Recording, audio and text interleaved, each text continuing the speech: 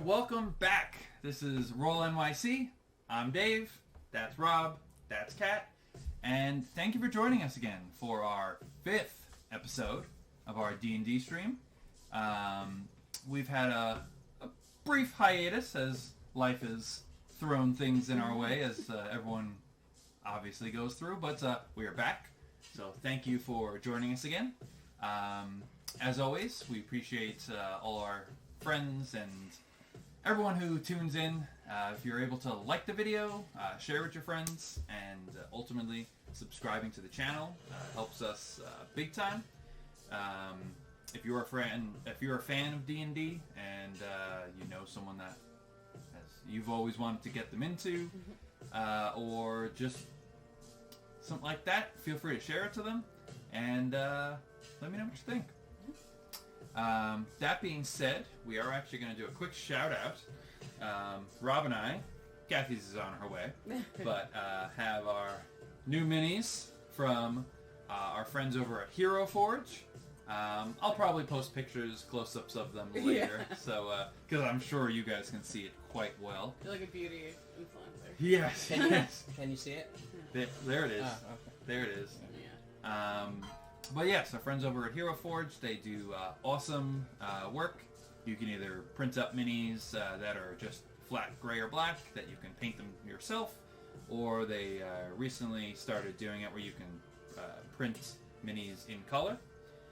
You are also able to, Rob's done this before, as you own a 3D printer, create and save STL files, so you're able to print out your own minis down the road. So if you've never heard of them, go check them out. Again, they're called HeroForge.com. And yeah, we're big fans. That being said, I'll get one soon. yours is on the way. Yours is on the way. Yes. You already have a cool mini. That's why. You're a cooler mini than us. Yeah. Wings help. Yes. Ah.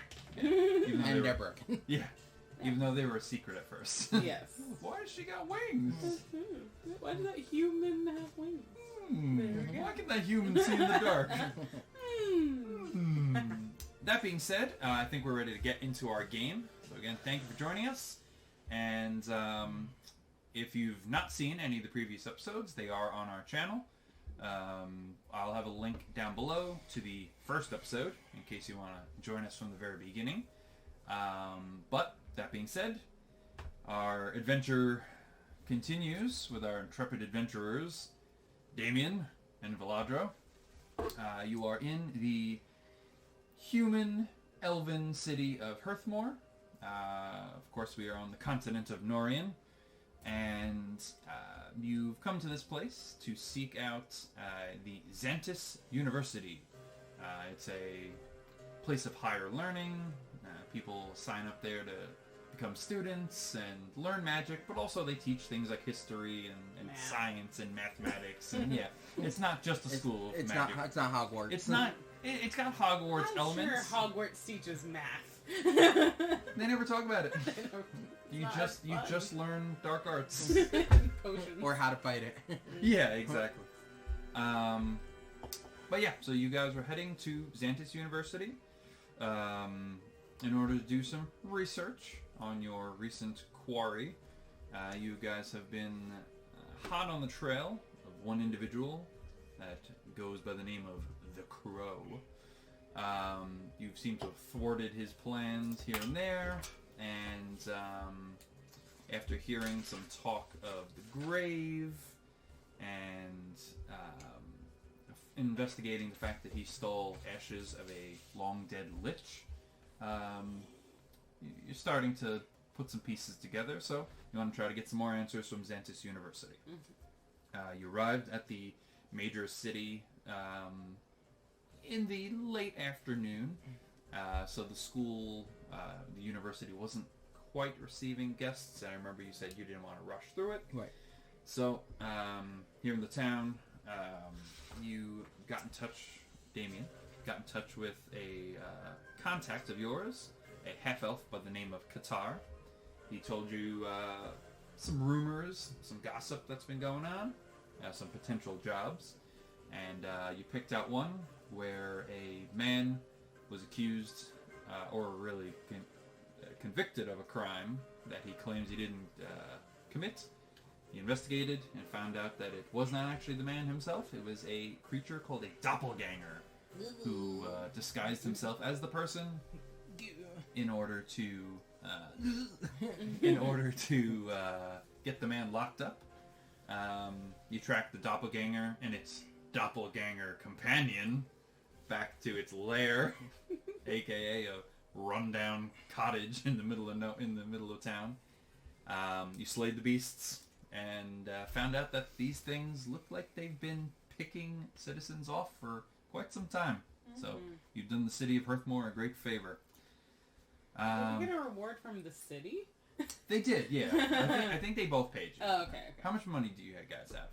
I'm pretty sure they both paid you. I'm at 544. I'm at 444. Yeah, I'm pretty sure the city paid you like 200 gold. Oh, okay. And the people paid you like 60 or something like that. Okay. Not much, but what they could scrap together. I just want the city to be acknowledge us. Oh yeah, no, they acknowledged. Okay, And you made a forever friend in the guard, Andrews, who was forced to escort you around town. And you sheltered him from the massacre that was inside the building. So Did some Batman detective work. yes, yeah. He lies still. But yeah, you caught those slimy fuckers. Now that we're 30 seconds in. But with that, you guys were again rewarded. The man who was accused of the crime was set free, and at this point it's pretty late in the evening, so I imagine you guys would get some rest somewhere in the city. Whether there are plenty of taverns to choose from. And is there anything you wanted to do the night of? No, I think I'm good, yeah. Okay. Alright, so let's say you find room and board and food and drink at a local tavern. Doesn't have to be anything exciting or too crazy here. We'll get on with the adventure. Can we go to like a tavern that's close to Xantus? Sure. Like in the college town? Yeah, sure. I want a college town tavern. Yes, yeah. So the... All the young people are. And I'll teach them about Mortia. I'll spread the gospel of Mortia. Yeah, you're more than welcome to. Yeah. You are well aware that here in the city, Xantus is the... We have to hitch our horses. We have horses. Oh, yeah. You do have horses, yeah. Which I sort of assume that, like... We hitched them already. Yeah. Oh yeah. Okay. Yeah. I just read horse and I was like, we have horses. Oh crap, our horses!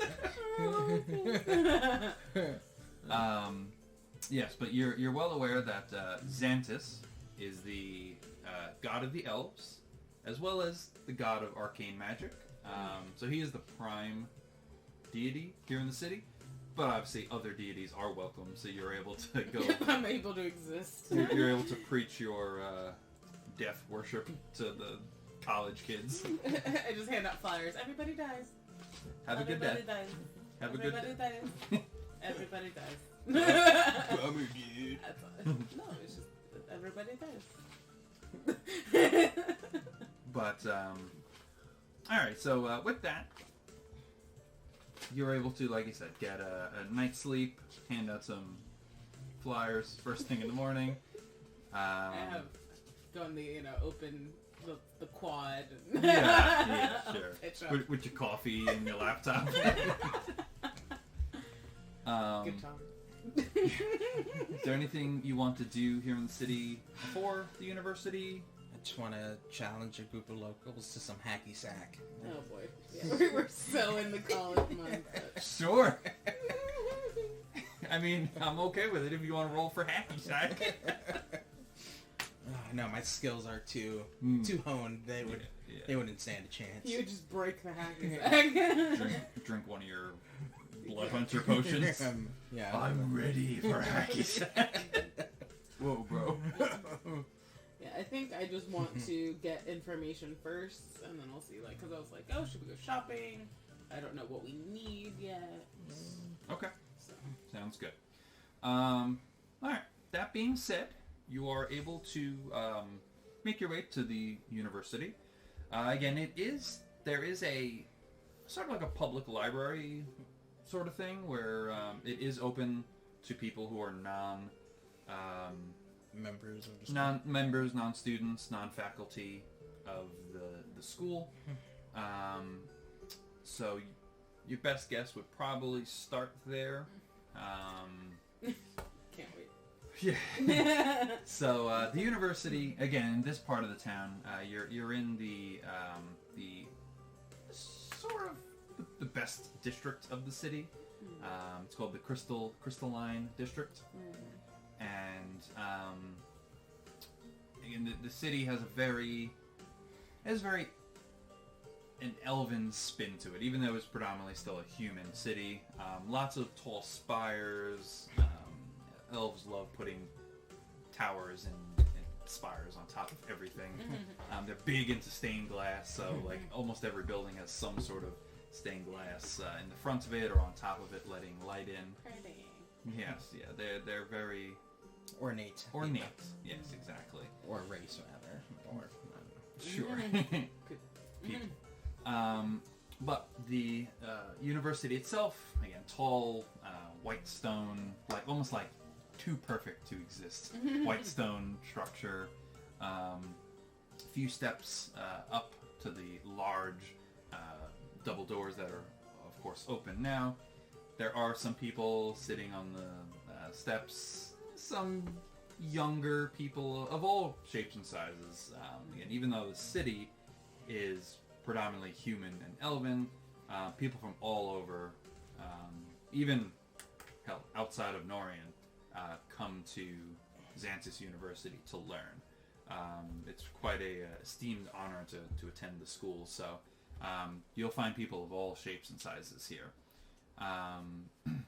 But as you climb the stairs, approach, you see right inside the front door, there is a sort of front desk of like you have to check in before you're allowed access. Alright, so we'll go to the front desk. Okay. Who's at the front desk? So there's a lady sitting behind the front desk. You see she's probably a halfling.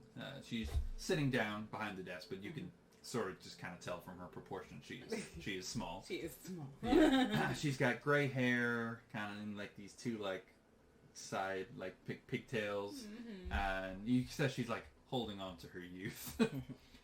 She's got big frame glasses that are kind of like low on her nose, and she's kind of quietly like she's got a big stack of books that she's sorting into a few different piles. And as you guys approach, she looks up. Oh, hello. How can I help you? Good morning. Good morning. We have a bit of an intense question. Looking to see if the university themselves have a specialist of necromancy, liches, things of that nature. That is a bit of nasty business now, ain't it? Exactly. Well, we do have information on all sorts of things. Are you looking to take out books yourself? Are you looking to talk to someone? Possibly both. We'll see. I see. I think a conversation... My accent's all over the place right now. Conversation. It's alright, dear. You're just mimicking me. It's the face. I know. I think we need to talk to someone first. I see. Just tell them about our situation, and then maybe, if they recommend books, we can go from there. Alright, why don't you wait here? Let me go see who's on staff right now. And I'll be back in just a moment for you. Thank you. Of course. You see there's a little bell on her desk, and she ding rings it, and turns around and like hops down off her little swivel stool. And as you can see at this point, she is a quite an older but a halfling, and she kind of like disappears behind the desk, and she makes her way to the back. And you wait a moment or two before she comes back, and she goes, "You gonna go?" Now the area behind her is open. You can see into the main part of the library. Anyway, there's like sort of in the center. There are just like rows and rows of those long, like study hall tables that you can sit there, and if you have homework to do, you can sit there. If you have books to research, you can sit here and converse. And while you're supposed to keep things, for the most part, quiet, open conversation is welcome. Off to the sides, there are rows and rows of bookshelves that have, they are labeled category and genre and all sorts of things. You see there is also a second level where they're straight back into the open building. There are 2 staircases going up, and there is a second, kind of like a, well, you'd have to go up there to see, but there's more of the same. More tables, more bookshelves. And she kind of bobbles back, and she goes, "Master Adamar will see you. Adamar. You can head right up those steps, and it's going to be the second office on the left upstairs." Oh, thank you very much. You're very welcome. What is your name? Glenn. Glenn? Yeah. Thank It's you, Glenn. short. Yeah. No, I was not gonna say what I was gonna say. I mean, I have a much longer name, but What's your full name? Glinda Kirsties. Glinda Kirsty. Yeah, but Glenn is just a lot easier. I agree. Yes. Well, thank you, Glenn. Of course. Have a wonderful day. Sure, you too. And she hops back up on her stool. Ding! And she goes back to... Does that like track her time? Not sure. Maybe just a nervous tick. Just every time she leaves a dust, she has to put her Yep. Just to let people know she's returned. Okay. Well, let's go see this Adamar. Okay. Guy. Okay. So with that, you're able to, again, make your way to the back of the library, following her instructions. You ascend one of the staircases, and as you make your way to the second floor, you see, again, there are beautiful stained glass murals and all sorts of things lining the walls, lining the ceiling. It is an ornate place in here. I will actually mention, I probably should have mentioned this on the outside, but as you make your way through the library, they were standing outside, but they are also on the inside of the building. You see there are 1 or 2, at first glance they appear to be statues, but you can actually, as you kind of pass past them, you see these large stone... Again, they appear to be statues, but they thrum with a sense of arcane power. And even though they don't have any sort of face on them, they are large, torso, arms, legs. You get a sense that they're sort of like keeping an eye on you. Okay. No funny business in here. You listen? You hear? No funny business. They're around like 8 feet tall, so they're quite big. They're not like 30 feet. They're not, Godzilla. But yeah, so you make your way up. Second office on the left. You see up here there are a few actual like rooms that are enclosed for private study or meeting or whatever the case may be. And you see one of them is labeled, says Master Adamar. Does it say anything about like a specialty or... it says Grand Historian. Grand Historian. Thank you. Can we see him in there, or...? Yeah, so you see his... it is a glass... it's sort of like a room with glass windows. There are curtains that can be drawn, but it is currently open. The door is open, and you see there is a... older elven man. Which means he's double old. Yes, yeah. he's graying for an elf, which means he's like at least very old. 500. yes.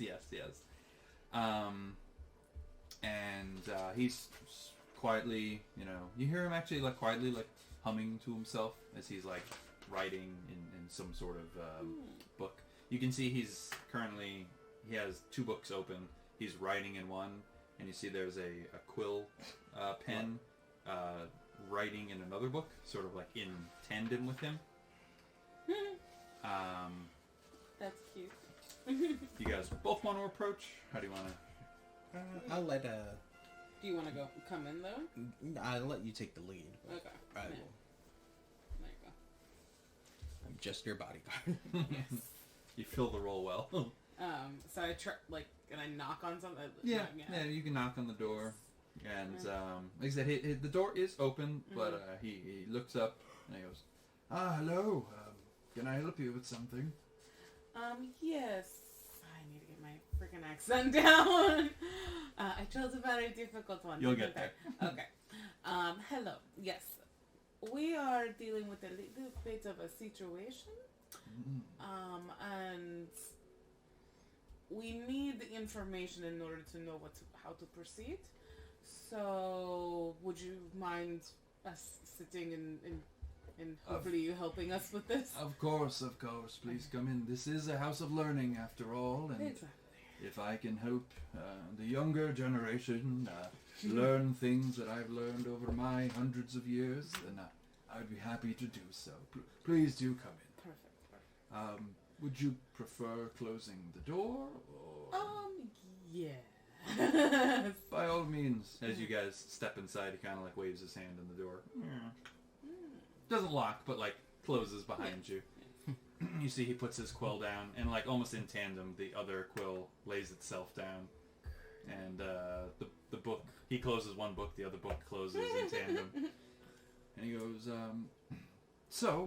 I'm sure you've read my sign up front, but my name is Master Adamar. And again, you see sitting before you, gray-haired, long gray hair. Still quite neat and still put together. An older elven individual. Most elves on the far end live to be like 700, 750 years old. He's probably pushing the later stages of his life. Oh boy. Stay with me, man. But he's wearing very nice, ornate tunic and vest and what you imagine trousers. Well-dressed older elven man. And he goes, your name? Yes, I'm Viladro Drazylwyn. Dameon. Pleasure to make your acquaintance. Yes. So, you say you're in some sort of trouble? Yes, and we found ourselves in some trouble. So, I am a sister of Mortia, and from a smaller temple in where is it? Valmar! I kept saying Amon in my head. Wrong game. Wrong campaign. Wrong campaign. And my temple had very old relics and items in there that were stolen. And one of the items were the ashes of a lich named Xanagos. I'm going to pause and see if there's any reaction from him. He looks like he listening intently, and then almost his gaze kind of like leaves you, and like he almost kind of catches himself like lost in thought. And he goes, "Yes, I have heard that there's been some trouble in Velmire recently. Raids and riots and all sorts of things. It sounds like a terrible time to be there. I hope it's ended soon." Yes, but I think this could possibly be a part of it, or might be leading up to something. I see. I do know of the name you speak. There are honestly probably few who do. But one moment. And you see I'm gonna lean over to V, and he probably taught him all his magic. You see he we found the right guy. You see he reaches over and he's got a cheat sheet. Yeah. All right. You see he has a sort of like a bracelet on. You see he like turns a little lever in it and pulls open like almost like a cord out of it. Mm-hmm. And you see a little window kind of like appears in front of him. He reaches into it, pulls out a book, Jeez. snaps it closed, and he goes, Good trick. "Oh, this, it's... You wouldn't believe the things you'd see if you attended the university. Quite a bit of curiosities here." All of the monsters and stuff I've killed just like flash through my head. You have a monster killing montage. I stick to my religion. But he goes, "Xanagos was a wizard, a human man, who attended this very university. In fact, he helped found it. Oh. Just over 1,000 years ago. He was, like I mentioned, human and, well, he was ambitious to a fault. He was never satisfied with what life provided him.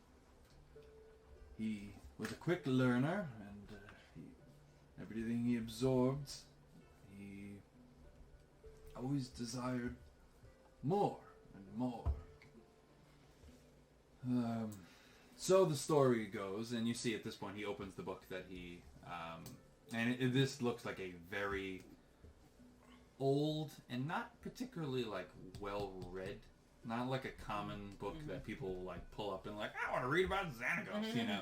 You see, like, as he opens it, like, dust kind of kicks out of it. But it's still, like, crispy, because it's not, like, the binding's not. Yeah. It looks like it's been preserved in one way, shape, or form. But the book itself looks old. You see some of the pages are starting to, like, weather and tear. But he goes, and he's sort of reading a bit to you and also reciting from his own memory. But he goes, he was, in fact, banished from the university.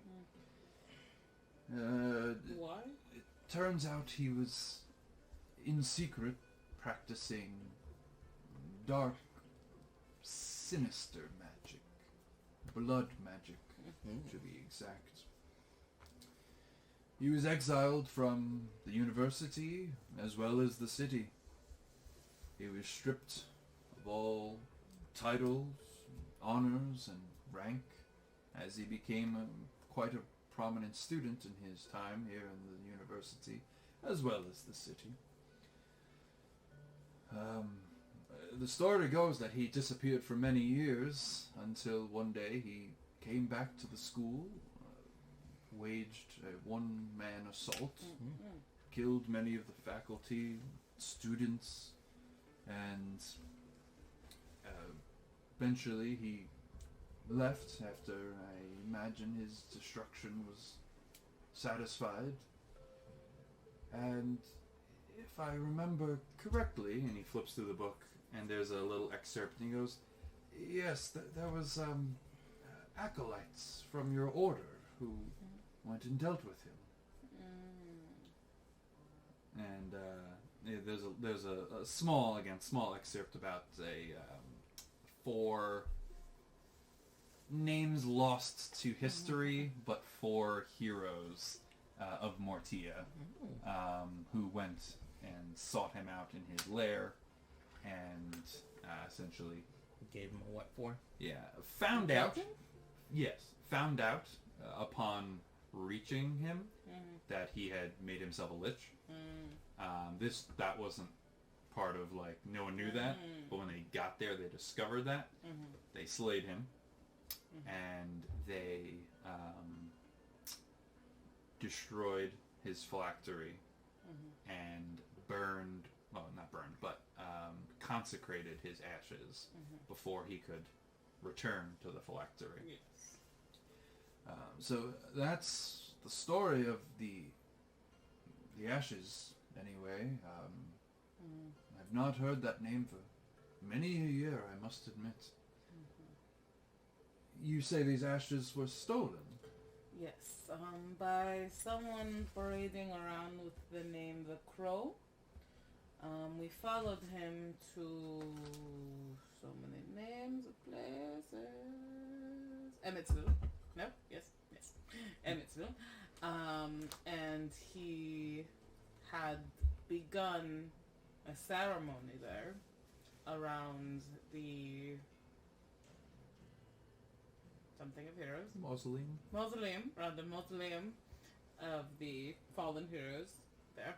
Whatever. That's close enough. We thwarted his plans for now, but essentially what we are here to learn is about Xanagos, so thank you. We definitely have more knowledge than we had before. Now, more practical means is, can someone bring back a lich or use lich ashes in certain ways to raise dead and do bad things? I mean, there are very few things that are impossible. This is the world we live in. An adorable quote. Yeah, he sells t-shirts with it. Few things are impossible. Xantus University. There. Where nothing is impossible. It's all about branding. But he goes, from my stories here, there are very few times I've ever heard of a lich's ashes being consecrated. Usually the phylactery is destroyed and the lich's soul and essence is destroyed with it. It would appear that your acolytes in fact consecrated the ashes in order to keep them. Not?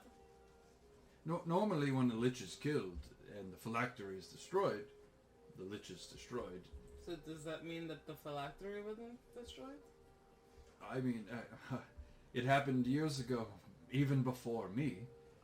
The stories do say that the phylactery was destroyed, but that the lich's ashes were consecrated and then kept for whatever reason. Did you explain the ritual that we you did? I said that we went to Emmetsville, we saw the crow, we disrupted a possible thing, and my last question was, what can you do? Can you raise the dead with ashes, or... And his answer was, maybe? Yeah, he's like, nothing's impossible! No, but, like, so, would anything be... Is there a spell of some sort that requires the ash? I can't imagine there are too many spells that are like, grab the ashes of a lich. Well, I'm not quite sure how familiar you are with spell casting, and every spell needs some sort of components, materials, most anyway. I mean, I couldn't tell you one in particular that comes to my mind. However, not all spells in magic are documented, especially when, again, Xanagos was accused of doing forbidden and, to that point, to my knowledge, new magic.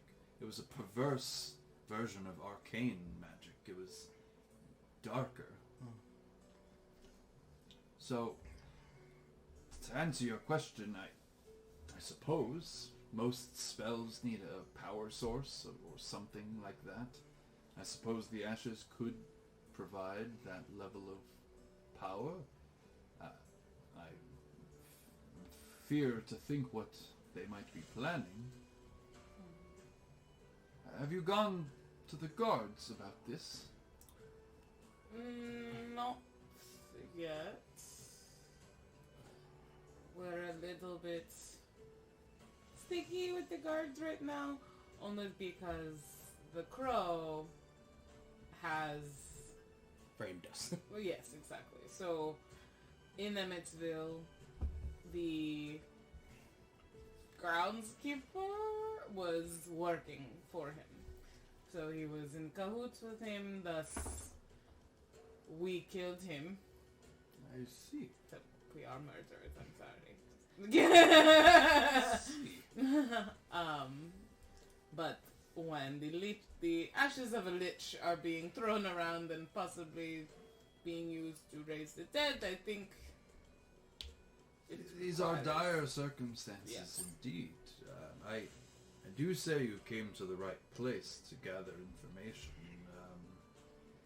You said this crow person. Do you know much about him or her? Or I'll describe what he looks like. I'll describe the tree. Say that he's very wealthy. this crow Do you have any of the? Do we know the family name yet? You don't. No. Okay. You I don't- thought he was So like your nothing, parents. Yeah. nothing. When she mentions the tree sigil, nothing. Yeah, so he goes, the crow could be a nickname or an alias that he goes by to hide his true identity. The tree, however, is interesting. I'm gonna see if I... there are many. You said he was human? Yeah. I think so. Yes. It's interesting. Trees are, of course, a very common symbolism. There are some who worship Hannah, the goddess of nature, who use trees in their design. There are, of course, druids, hunters, farmers, who all do the same. But It's a very powerful family. He goes back to his wristwatch, pulls open, and he flips through. You just have to think of the book. Yes. Oh wow. Snaps it and snaps back. Pulls out another book, and it's titled The Noble Houses of Hearthmoore. And he goes, let me see. And he flips through for a few moments, and he goes, does it look like this? And he pulls up a page, and you see a picture of it is a tree. It looks like there are like branches on it, but the branches don't look like they have any sort of leaves on them, and it's almost like I don't want to say a withered tree, but it's not a full tree. And then you see at the bottom of the tree there are vines that are kind of like curled, and the picture he shows you is best you can tell a pretty good match to what you saw in terms of the iconography. Yes, that's it. he goes, interesting. I dare say you might be onto something here. Nope. Okay, give me more. What does the tree represent? He goes, there is a... You notice he says is a family, not was. There is a family. The Blackvines. Okay. They are, well, a relatively new addition to this book here, anyway. Again, it is a history of the noble houses of Hearthmoore. Through the years, going back hundreds of years, but they are one of the more recent updates. In fact, one was a student of mine. A man by the name of Johann. He was originally from Velmai, just like you. He came here to study Xantus University, like many before him. This was about 30 years ago, I'd have to say. Or so, give or take. I had the opportunity to teach him. He was a gifted student. He came here perhaps when he was teenage age, 15 or so. If this was 30 years ago, I assume this would be the father now. The timeline would... Assuming. He was human, yes. Because the Yeah, crow but- is the younger person. Nothing's impossible. True, could be him. But You're there was- learning quick, Yes, but there, Master was, Dameon. but there was mention about parents and things like that, so That is true. we'll see. Could be child, could be father. We'll see. He goes, he graduated with distinguished honors. He learned an immense amount of spellcasting, medicine, history, all sorts of things. He was, like I said, a gifted student. Well versed in all magic. Yes, but not just magic. Also, like, medical, medicine and the anatomy of the human body and how to treat different races of Norian. And he went back to Belmire and became one of the, actually, he's, again, like, reading the book and also reciting. He goes, one of the youngest royal advisors in Belmire's history. To what administration? What king?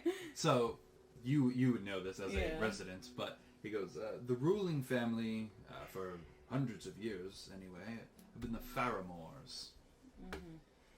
He was a advisor, magical liaison to the Hearthmoores. He often visited Hearthmoore on noble business. Do you know about when he was the advisor?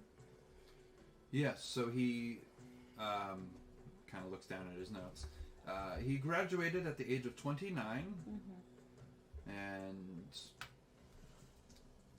said he came here about 30 years ago, so maybe within the last 15 years or so, give or take. Okay. He goes, and over the years, he'd even come back to Hearthmoore and the university itself and made sizable donations to help expand the school into different wings and different areas of learning. Is there any information of how he got so wealthy? I mean, you can advise the king. That doesn't mean you get to be a king. He goes, in fact, he was born poor. He was taken in at a young age by a family. They had a young girl about his age, and I imagine they felt sympathy for the young man. They were the ones who sent him here, and so he in short, he married a wealthy family. He married into wealth. Okay. But he accomplished everything at the school. Like, they gave him his start. He accomplished everything he could at this school, and then went back and became a royal advisor. Gotcha. But essentially, he married into a very wealthy family. Okay. And there's even notes on his family here in the noble houses. So his wife, Anita, a accomplished wizard and scholar in her own right. She had made herself a name for herself in the world of academia. She was a writer, an author. She wrote several books, the inner workings of communing with. And you see, actually, like, as he's reading, he kind of like, he takes communing with spirits and sorting out what sort of thing was possible, what goes on the other side, if you will. And she, like, I'll assume that V is like writing down notes and stuff, and like when she says that, I'm like, I pause. They have 3 children. Elliot, the eldest son. Eliza, the middle daughter. And Eric, the youngest. Does it have any years of birth in there? I'm sorry, what was the youngest? I'm sorry? What was the youngest name? Eric. Yeah, it would have their years of birth. Elliot would be Also, their hair color. no, it doesn't have physical descriptions, unfortunately, or underworld aliases. Well, but like in Game of Thrones. Yeah. Oh, yeah. Blonde and blonde. No. Robert Baratheon, black hair. Everyone else, blonde hair. He was adopted. I think I broke the case. He was adopted. The father was adopted. It doesn't have physical descriptions on them, Okay. but rough ages. I would say this. Johann came to this school about 30 years ago. Graduated when he was 29. So. Sorry to make you do hard math. Yeah. So they're all pretty close in age. Let's say Elliot is probably in his late 20s. Eliza's in her mid 20s. Eric's in his early 20s. Within, Okay. they're probably within 10 years or so of each other from oldest to youngest. Okay. He goes, I had the pleasure of meeting them. Wonderful family, wonderful children. I met them when they were much younger. They have not been back for years. We just have to close that. That's okay. It's still going. Yeah, it's not going to do it. But they were well disciplined. They treated their parents well, with reverence, and as I hear, they were beginning to learn their own paths into the world of the arcane. Not a surprise with two accomplished wizards for parents. However, as I mentioned, Johann has not been here for quite many years. He's had a bit of a run-in with fate, I suppose. And now that and you see he has the two books out in front of him, the one on Xanagos and the one on the Black Vines. And he goes, I didn't think of it before, but I see some similarities here. Johann was exiled from Velmire, never allowed to return again. You mean Xanagos? No, Johann. What? What? Several years ago, he was now he's speaking from like personal, like Yeah. he's heard about this one way or another. You ain't gonna believe this shit. Yeah. He goes, he was given an option to exile himself and his family from the city or face summary execution. He was accused on the record of treason. He was stripped of his titles, honors. At Velmire. He was from Velmire. Yeah. No, but where did this all take The place? treason. Velmire. Right. Right. He was an advisor. Right. He was removed by the ruling family for treason, and he was either offered the chance to exile himself and his family, never to come back from Velmire, or death. So you know what he chose. But unfortunately, this is where politics and education often butt heads.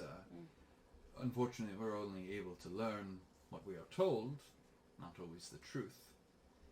But I've not heard from him or his family in several years. I couldn't begin to think where they could have gone. They're all from Velmire. Their whole life was there. So, what is the definition of treason? That's a Kathy question, not a V question. Okay. Like, Generally, yeah. acting out against the best interest of your home, your city, your country, your ruling family, disobeying orders in like making a stand to disobey orders. Treason's usually a pretty big. Yeah. I always know it's like big, but it's like, what is the action? And it's against. I mean, more so, it's like taking action to kind of like overthrow. Yeah. Whoever's in power currently. Right. Gotcha. It usually, that's a good point. It usually involves action against the ruling family Gotcha. in one way, shape, or form. Okay. Of course, it's a vague thing, you know. Okay, so then follow-up question. So what did he do specifically? What was the What was he treason accused of? action? Unfortunately, that part of the story was never revealed. Oh. Back to And I will Velmar. actually say, so again, as someone from Velmar, Yeah. like, you wouldn't necessarily know every royal advisor Yeah. or every counselor or whatever. Yeah. He only knows because We taught this him, is and yeah, this but- is a home of knowledge and learning, and you imagine there's always notes and knowledge coming and going from this place. So it's definitely not public knowledge, like this treason and everything like that. You're getting a lot of the vibe that a lot of this was like swept under the rug sort of thing. But Master Adamar says the word came to us that it was merely high treason. The crimes were not spelled out. High treason. High treason means very, very bad. It's very serious. Yes. And it came as a shock because again I knew the man as a young man, and he was motivated, to say the least, and he loved his family very much so. So, and this was when? A few years ago? Yeah, when he was exiled. Yeah. Yeah, maybe like 8-9 years ago. Okay. And again, in recent history. Would we know where he was exiled to? You can look around, but Master Adamar does not know. He was instructed to leave the hold of Velmire and to never come back. That's the official story. So just Velmar, he can't. Yeah. But again, like in the surrounding area, because like the towns and villages surrounding the city is all part of the hold of Velmire, the kingdom of Velmire. Yeah. So he was instructed to leave all of that. He went to Kabawal to Let's go live amongst the gnomes. Royal advising is over. Time to build trains. So, now to get very mappy. Velmire is a part of what region? So Velmire is the main city, but the region is also it's the kingdom of Velmire.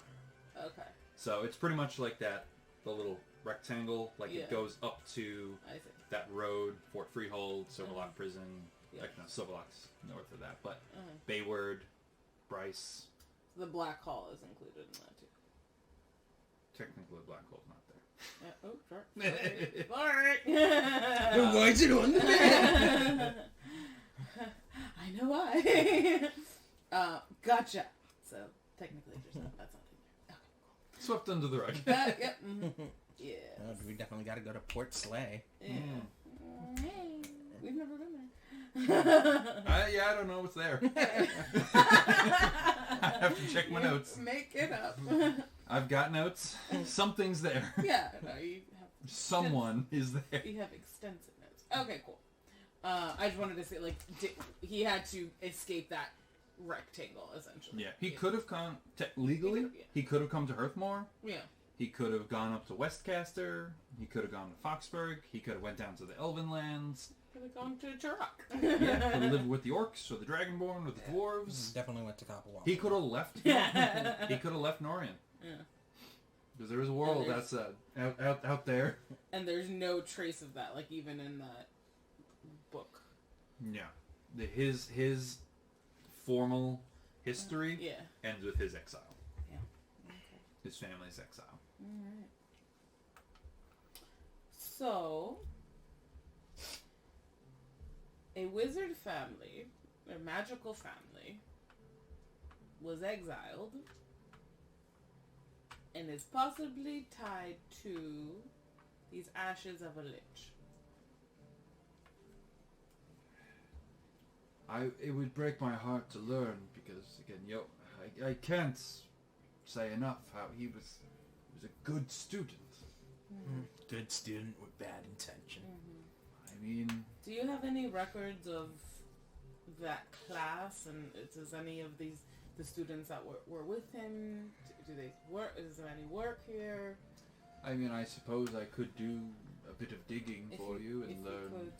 some of his coworkers and colleagues. Because at this point now I'm even more concerned. Because before I thought it was, a power-hungry young wizard that maybe wanted to make a name for himself, and now I'm thinking it could be a powerful family who wants to take revenge for a city that exiled him. Well, I Which could be bad. do hope you're quite wrong. I would love to be wrong. I mean, again, I would be happy to do some digging and send a message your way. Yes. You need not wait around. I can reach you, I'm sure. Let me just make a list of things that we need from you. Of course. Our classmates. Where are my manners? Can I offer you some tea or something harder? Do you need something harder after hearing this? No. Usually he gestures off to the side. He has like a little bar set up where, a little tea kettle set up, but also a few liquors and I just want to be like, whoa, pause after the harder. You want some drugs? He's like, want some drugs? I've got the booger sugar. I would kind. I would like some tea. If you wouldn't he's one of mind. those cool students. I'm in my late 700s. I'm doing it all. What are they Going gonna- out in style. What are they gonna do to me? But he goes, of course, and he kind of points his finger. You see a little figure materializes in the corner, and it's sort of like a translucent. See an upper body, a head, torso, arms. Doesn't really have any sort of features or legs for that matter. Kind of just hovers, and you see it quietly just begins to scoop out and make your tea, get some hot water ready. And One question. Did the children go to Xantus too? no, just Johann. They have visited. I've met them. So his name is Johann Blackvine? Yes. Cool name. I suppose it is, yes. Was he born with that name, or is it just like his name was Johann Trickfoot and change it to Blackvine? Just make him sound cooler. When he came to the school, that was his name. Okay.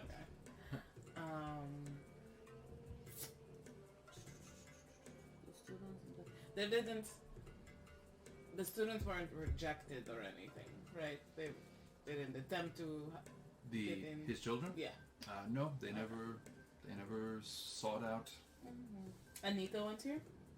No, No. Anita she was just a published and well-established author, but specifically on books of communing with spirits and that sort of thing.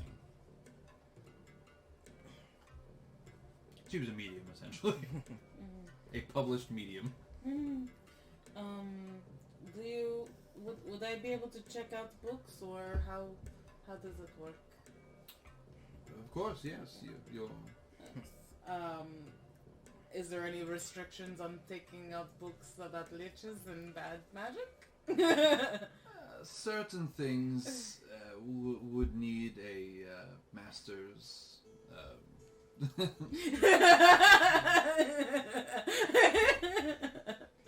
He goes, although in our time speaking, I will admit I've been gleaning how trustworthy the two of you can be. I feel like you might be onto something. And Unfortunately. I do have quite a bit of clout, and I would be happy to use it. However, I am also limited in my old age. There's only so much I can do.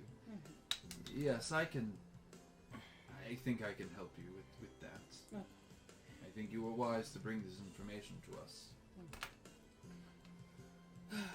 Just trying to figure it out, man. Just trying to figure it out. Insight check on the old elf to see if I think he's... that's smart. Alright, make an insight check.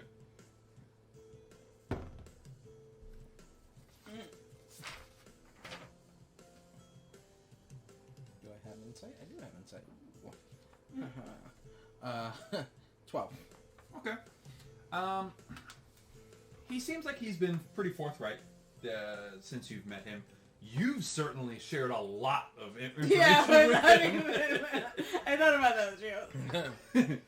Whatever. His name is on the door. I was just like. However, the one thing, like I said, he seems pretty forthright and willing to help.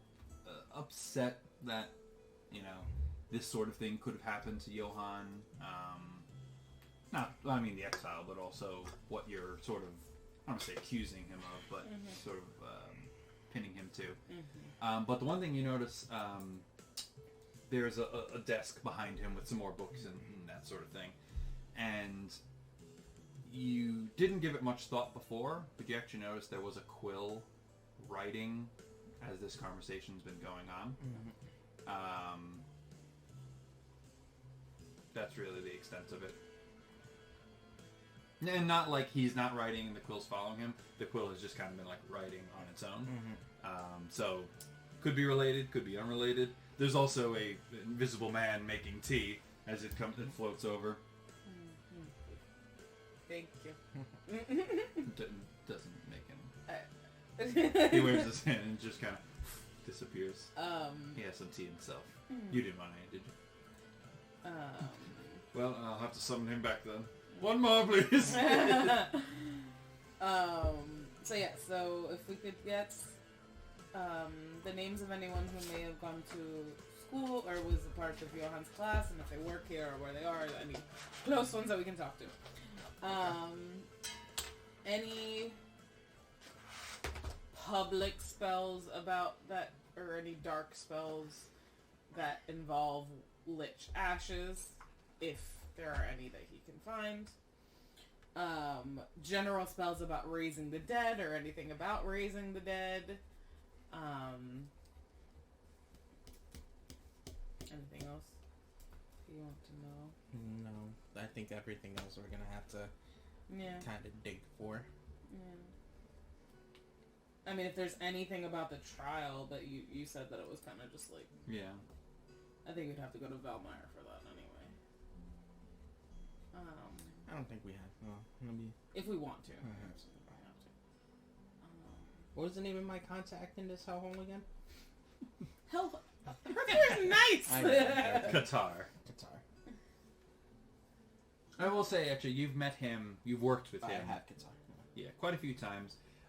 He's not, they wander, the contacts wander too. Yeah. He just happens to be in Hearthmoore right now, but you've met him in other places as well. Just want to see if I can ask him if he knows anything. Well, yeah, now we have information and can kind of go from there. Information. We need information. The family, the entire family was exiled, or just Johann? The whole family. Okay. His family. You would think you'd keep tabs on someone that you exiled, though. Like, to make sure they're exiled. That would make sense. But he doesn't have the information. No. Adamar wasn't, and Hearthmoore and Xantus University had nothing to do with the exile. Gotcha. They just learned of it. Okay. I think. And the old man was very upset. Yes. I'm sorry. To be the bearer of the bad news. Well, no, he knew about the exile. But that something might be afoot. with two very similar men. Similarities are there. Was when Johann was studying here, was he ever caught or was interested in blood magic as well, or anything dark? Not to my knowledge. He had a pristine record here at the school. Again, I taught him in several classes, and he was a quick learner, always willing to help another student who may have been struggling with a subject, or he was one of a kind, truly. I have to out more about him. Okay. Well, you've been of extraordinary help. Of course. Thank you so much. Thank you for the tea, and thank you for all of your knowledge. I am, I will say the tea is very good. Well, quite potent. Mm-hmm. You've probably never had anything like it, Mm-hmm. but quite good, quite flavorful. This is the best tea I've ever had in my life. And I really am always of respect of my elders, and I always appreciate the history that I can receive from anyone wiser than my years. So thank you so much. It is all of our duties, and this is especially my mantra as a follower of Xantus. It's all of our duties to learn as much as we can in our lives and relay that to the next generation and hope that they may do the same for the following. I have been blessed with many, many, many years of time to do that, and I've seen many students come through this university. And if even half of them turn out to be the upstanding students and citizens that I see them here, then I think we've done good here. But yes, I will certainly keep an eye on sort of news on the topics. And did you? So, did you want books now, or if he had recommendations, sure. But if he needs time, then he could point you in the direction of Anita's books. Yeah, I think her that'd books be good. would be in the library. Yeah. But more like, I think having reading some of Anita's books would be good because it's right, if you want the books that are like in Doctor Strange that are like chained up and like forbidden, you might need a little time to coordinate those. Yeah. Those books can't just go missing. Or he could just give us the cliff notes. I don't need that. That Just tell me what I need to know. How about you read them for us? Yeah, actually? exactly. I don't need the book. Anita's books, sure. We could sit with those because that's like getting in the mind. He can include those in a comprehensive note package. Thank you. He's gonna send you like 500 pages of like formulas and like incantations and runes and like. This is why I like my magic. It's just religion. Yeah. I pray and it happens. Faith. Wizards have to do math. But all right. So, I love that idea. what, math wizard? Yeah, wizards have to do math.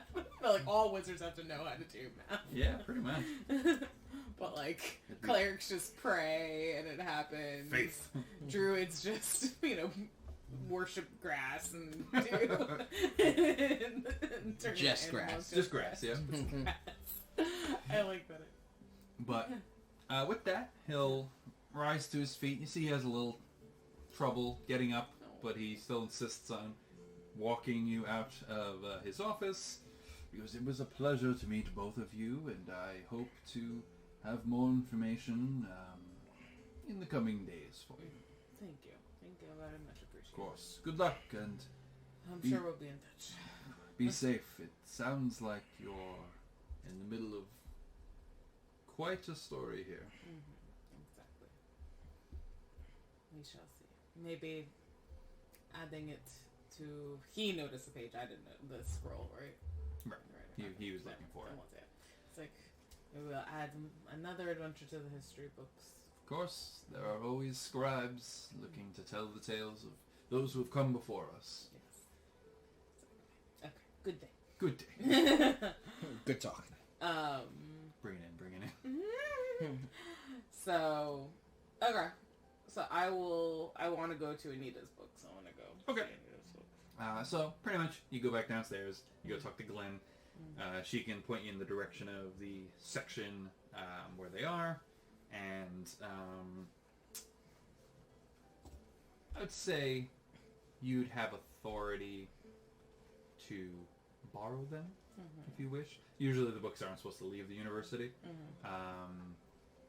unless you want to spend some time here reading. What time is it? It's pretty early, probably. Maybe we'll read. I'll go through. How many books are there? As a We'll say she has three volumes Uh-huh. of, and they're titled "Communing with the Afterlife." I don't like it. How to talk to spirits and get them to pay rent. Yeah, pretty much, yeah. I don't like How to it. make spirits do your dirty work. Yeah. So then I think I will grab all three, go to a table. I will pretend to peruse through one while you do all the work. Thanks. You want to do all? Well, I want to look at all three, go through like the table of contents, and if there's anything like Sure. anything that stands out while I'm perusing that Okay. has to do with actually raising the dead, or who's our favorite spirit, or something like that. Okay. Do you need me to roll? You want me to roll? Yes. Is there anything you want to do in the meantime? I don't know. I guess I'll just look while she's doing that. I'll look at books of like monsters and stuff like that. Okay, cool. Your own thing. Yeah, each of you give me a intelligence check. You can do this at advantage since it's sort of in your you're researching something you're I don't want to say already familiar with, but it's in your wheelhouse. What am I doing? Intelligence check. Oh, what was mine? Also an intelligence check. Unless you have history? Okay, so then just a straight intelligence check. What'd you get? Is that a one? Oh. 5. Okay. 5 total? Yeah. Okay. 15 for me. Alrighty. Can So I read? Can I read? oh crap! I don't know. Can you be? I can read. But at this point, she's just like, oh no. All right. Glasses. Dameon, you sit down with a few different books, different bestiaries and monster manuals, traveler's guide, a few like short stories on people who have encountered, supernatural monsters, not like bears and wolves, but like supernatural stuff, and live to tell the tale. I will say you're able to pick up, you're able to have a good idea, and we'll touch on this down the road, but you have a fairly good idea of which monsters are vulnerable to silver and which are not. So, down the road I can kind of give you like a, hey, this, you know, this, if it's something that you're familiar with already, use silver on this. If not, it doesn't matter. You also learn on, in general, a lot of supernatural creatures have regenerative abilities, and oftentimes creatures that can naturally regenerate, using fire on them, burning them in any sort of way, usually offsets their regeneration. So again, that's something that Dameon may already know, but it's something that, you can kind of reinforce. We'll keep that. I like the ongoing study of. Unfortunately, there's a ton of monsters out there. My goal is to kill every last one. Yes. A book by Dameon. The monsters I've killed. Just a list. Yeah. Doppelganger. Check. X2. It's just a checklist of monsters. No stories, just a list. Trying to think. All right, if anything else comes to mind, let me know. But, and Viladro, you sit there for about an hour or so, and you're motivated. You guys had food and water. You had some nice tea. Yes. You're feeling fine. But as you're flipping through these books, they are a hard read. You see that, like, the language, and again, they're all written by Anita Blackvine. Yeah. Her language and I wish to consort with the spirits. yes, there are a lot of, like, side tangents, run-on sentences, and, like, she'll start a thought and then, like, completely lose it, but not pick it up until like a page or two later. How is this woman published? This makes no. It's supposed like what? She's well. I expected... She paid someone to publish it. I expected a manual, and this is just like her journal. There are some diagrams, stuff that talks about, like, you know, things like candles can attract spirits. Yeah, like that's kind of what you're able to glean from it, basic stuff. Yeah. The one thing I will say that it's obviously confusing, but she mentions a hidden language known as Gravis, which is the language of the dead. It's the language that spirits speak to one another. Would I know that or no? Or is that learning to me? That's learning to you. Well, frick me. And unfortunately, she like introduces the language and then has an entire like blurb on it in the language of Gravis. So like a lot of it and like a lot of the sidebars like you can't read because they're not in. What languages do you speak? Infernal, Celestial, Elvish. Okay. Some stuff is some side notes are in Elvish. Most of it's in Common. But then there is a lot of it that you discern is in this Gravis language that you have no way to read. And again, it's sort of like you as you read, you get the vibe that she wrote this book for herself, not for anyone else. Joy. Yeah. I'm like, oh, this woman. That's about what you glean from it. Okay. Interesting. You said that it's in 3 volumes, right? Are there like titles for each one of them, or like are each focused on something different? Yeah. So the first one is sort of like getting yourself prepared to speak to spirits. The second volume is like getting the spirits ready to speak to you, and that's where the candles come in. Yeah. And bells and glass, clinking on glass and things like that. Yeah, things like that. All the things they tell you in Haunted Mansion. Haunted Mansion, Yes. yeah. And then tambourine. the third book. The third book is the actual like act of And again, like some of the stuff she writes is in this other language, so it's like this doesn't help at all. Okay. You need to be able to decipher it to get more out of it. Okay, so I want to keep the third book. Okay. Or I want to be able to check it out. Are there any books on Gravos, the language, in this library? Sure. Glenn! Yes. You go back to Glenn. She's like, y'all are studying nasty things. And she's like, how can I help you? I forgot what she sounded like. Like a southern... I think so. Yes. Any books on Gravos? Yeah, so... the language. She takes a little while to come up with anything solid. There isn't... The school actually doesn't have like a Learn to Speak Gravis book. Yeah. Which is surprising because they have Learn to Speak just about every other language. Yeah. Again, what you're gleaning from Anita's books and the introduction into Gravis is that it's again either like an ancient or like just a not commonly taught language. There is actually there's another book on like ancient languages, and you're able to pull it out, and there's like a small little section on Gravis, and that it states that it's a language taught to mortals by spirits. So it's that's cool. like not.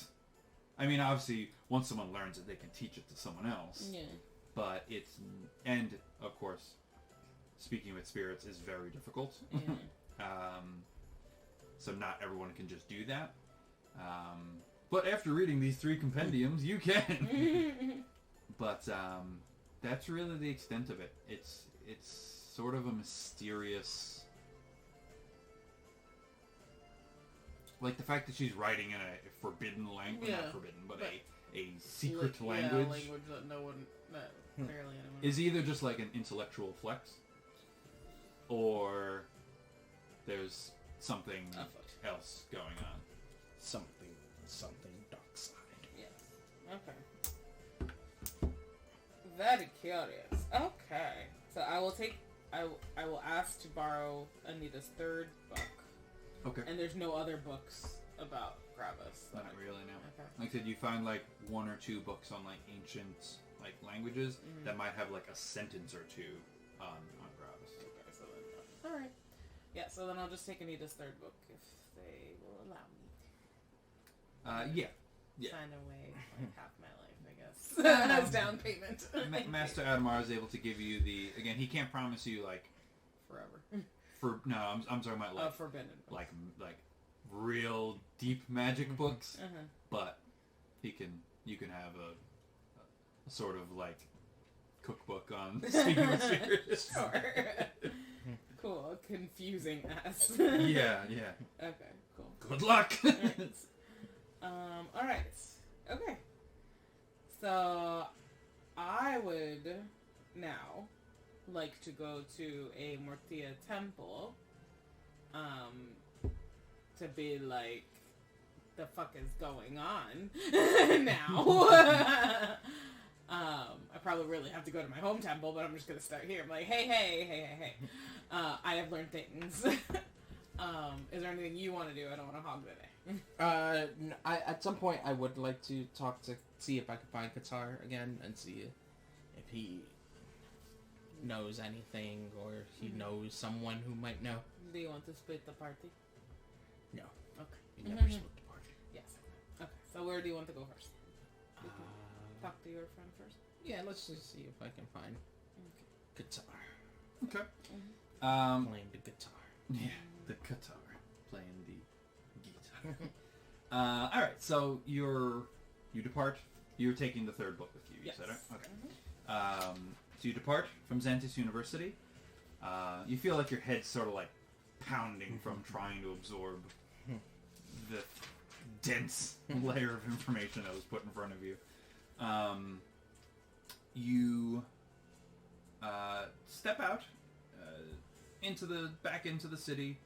You begin making your way back to where you at least saw him. He sort of hangs out in the marketplace. That's where lots of gossip and all sorts of things usually takes place.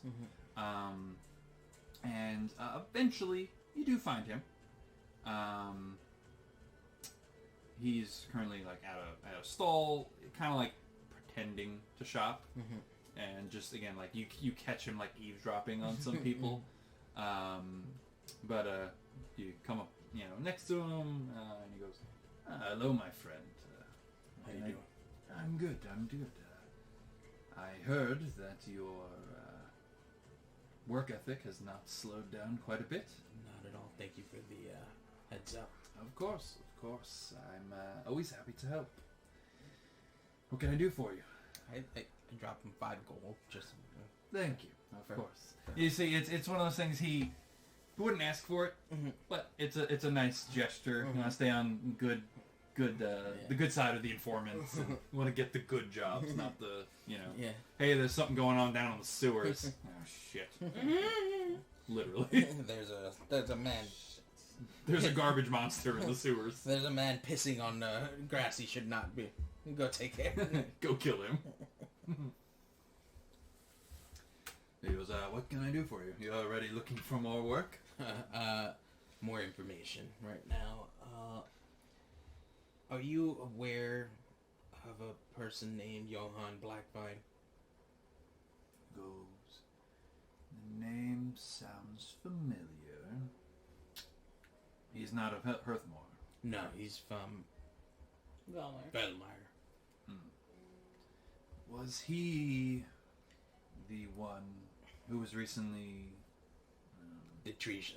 Yes. The trees, I knew I heard that name somewhere. Yes, I had heard rumors about it. I've not been to Velmire in some time.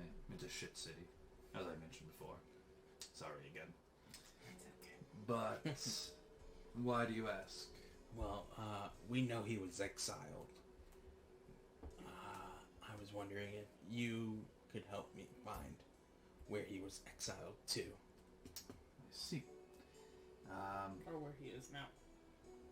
I've not heard about his whereabouts. I have heard... It's very interesting. You're an interesting individual, David. The name Blackvine has come across my desk in recent times, but not about Johann. About his son. Which one? Was it... Eric. Elliot. Elliot. Yes. I had heard that he was murdered. Whoa! Just, I mean, maybe... We both actually say that. Yeah. What? I said the same thing when I heard it. I do not know where. I had heard it about 2 years ago. 2 years ago. Yes, there was word that the eldest son of the exiled advisor was killed. Unfortunately, they're rumors, and you know how rumors can be. But are you seeking a ghost?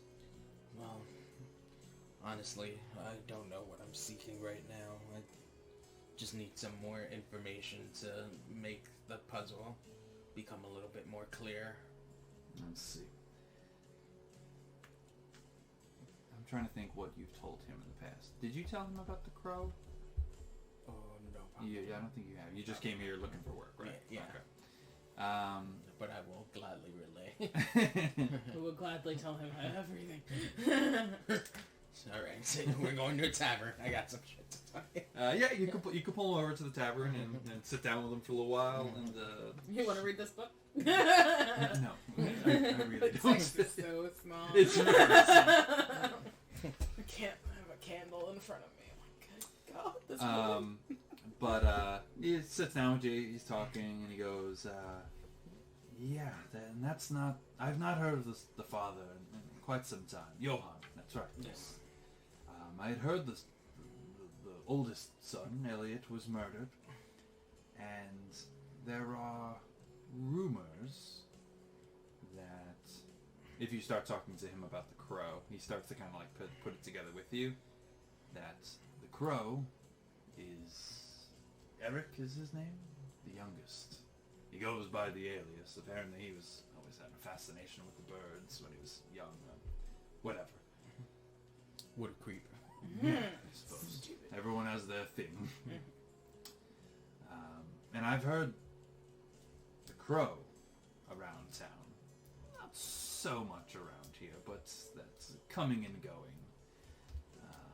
I heard he's more prevalent in Belmire, which is interesting because they were exiled from the city. It's all coming together now. Thus, the need for an alias, I suppose, but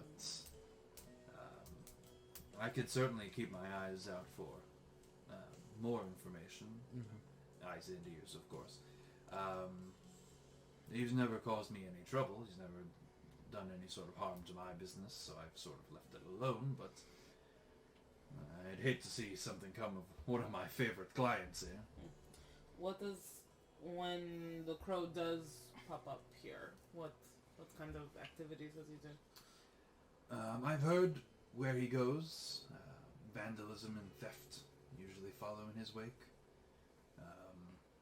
We mentioned last night when we spoke about the riots in Belmire. I don't know for certain, but I'd almost, if I was a gambling man, and I am, I would bet he has something to do with that. I know if I was exiled from a city and my entire family was thrown out on the street, I would certainly seek revenge. Right. He said, however, he's never harmed my business in any sort of way, and I'm not quite in the business of stopping other ne'er-do-wells. Puts a bad tail on you. It's just not my calling. I'm an informant. Does that help answer any questions, or Well, now Give that us more information. raises more? We're just collecting it. We're in information collecting now. Okay. Which means there's also, well, of course, the father and mother. Who knows what happened to them, but there was also a sister, Liza. Yes. I'd be happy to look into it. I'd appreciate it. Of course. That'd be great. Of course. Is there any? I mean, I doubt this is something that you would share. We'd have to really go to Valmeyer and kind of get it out of the government, but we don't know what Johann was exiled for, really. It's just high treason. Yeah, and that's about what I've heard as well. Mm-hmm. From what I know of Valmeyer and his ruling family, they're not the cleanest individuals by many standards. As you know, Valmeyer is a particularly wealthy city, and, well, I'm not going to say I'm the most honest person in the world, but I highly doubt most of Valmeyer's wealth came from honest work. I'm sure if the Hearthmoores were involved in one way, shape, or form, especially if they did not reveal the full story, I'm sure there's more of a story to it. And especially with rumors that the oldest son was found dead. Well, not found dead, was heard to be murdered. And how long has the crow been in action? Do they know? Like, what was the First appear. first appearance here, anyway? My understanding, only the last year or so. Mm-hmm. Fairly recent. I've been doing this a lot longer than he has.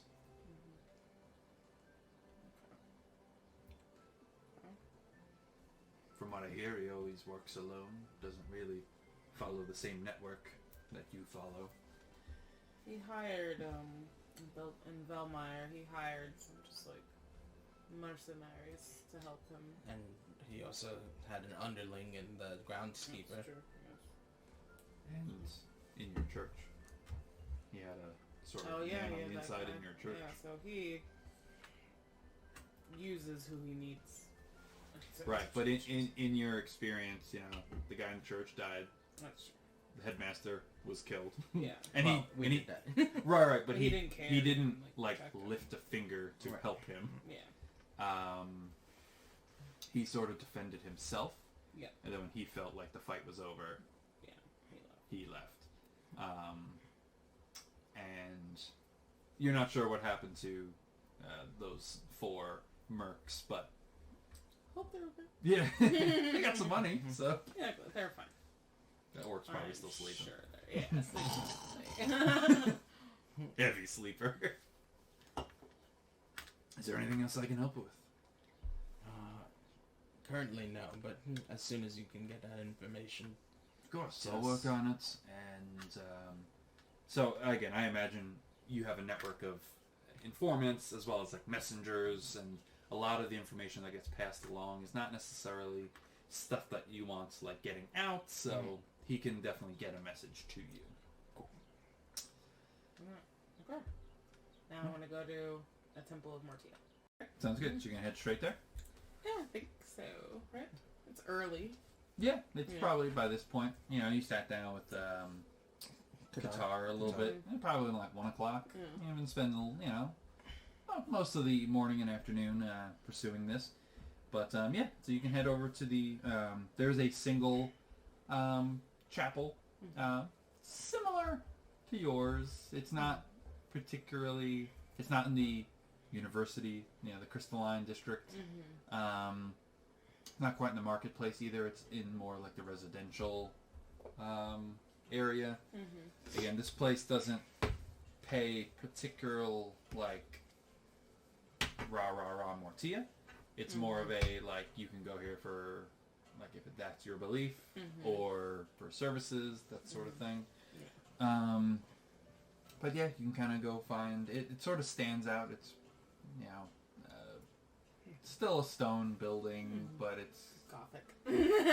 yeah, but it's a lot less like impressive than most of the other city, and even the chapel that you come from is because Velmire has Gothic, you know, or they have a lot of like statues and those little ornate ends on buildings. yeah,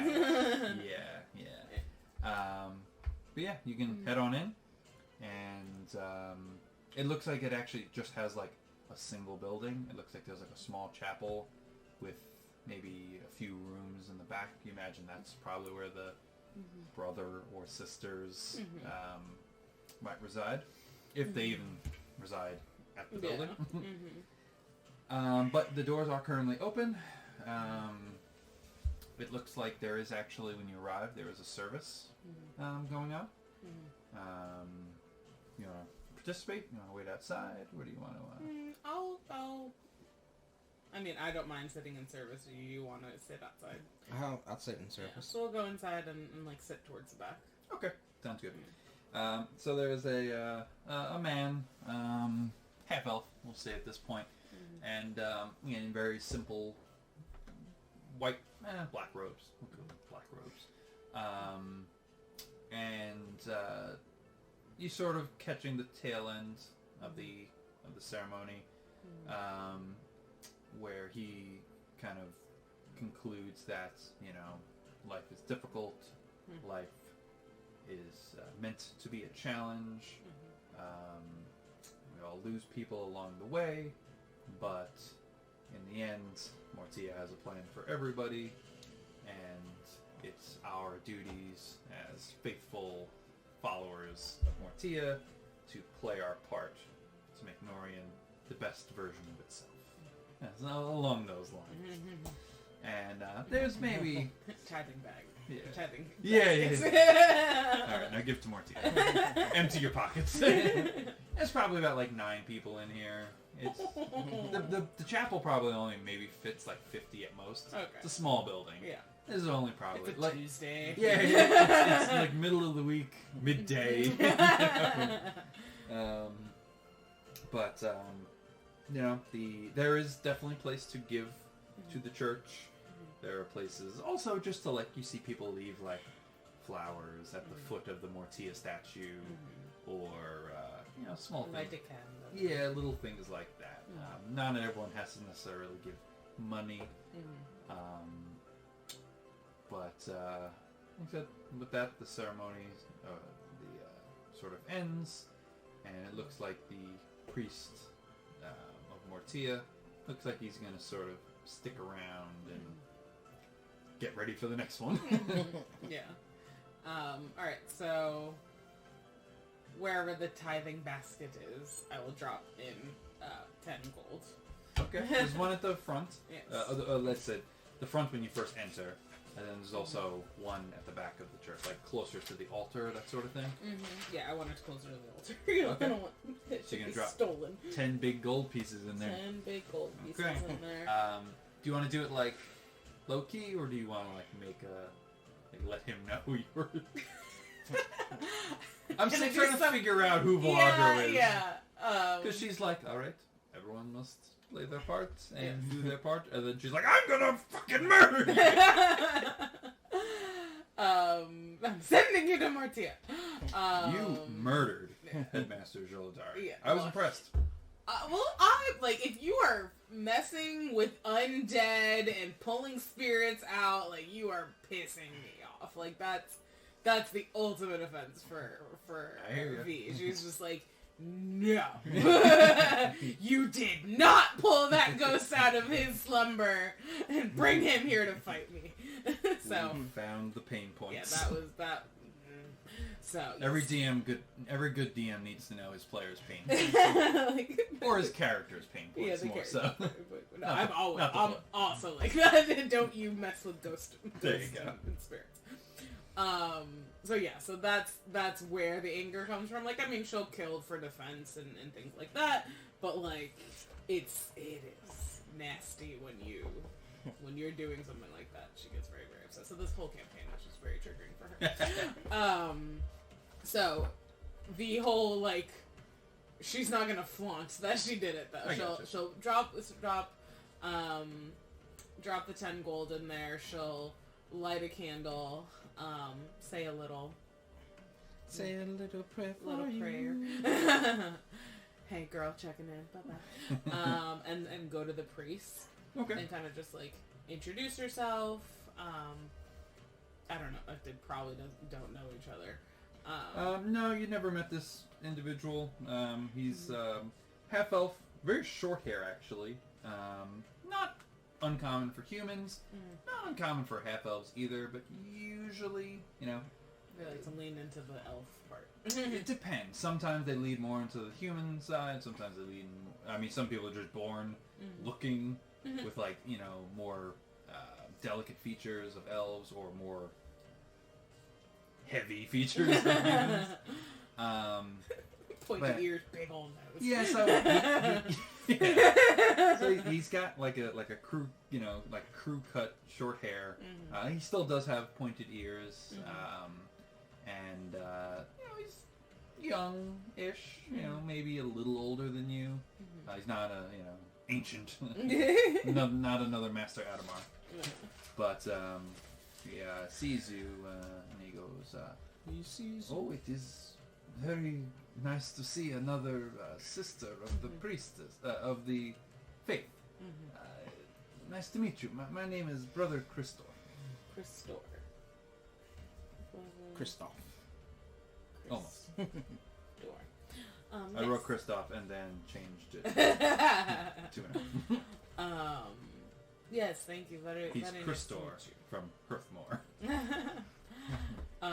Way to Stan Lee the situation. Yeah.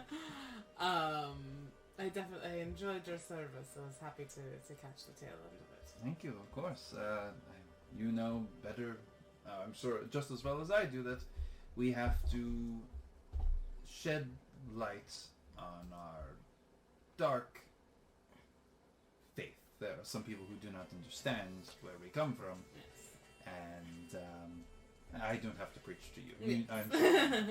Yes, I tried to take a lighter tone and, I put it into my greetings as well. Death be with you, and Mortia will see you soon. You have a sense of humor. I like that. I And, try.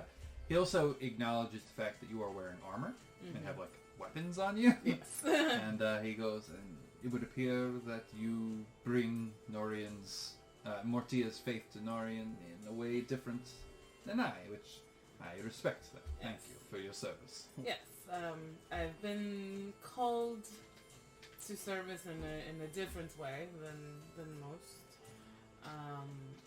Actually, is there anyone around right now? There's a few people, maybe one or two, still in the chapel, quietly praying or, reading from one of the books that are offered there.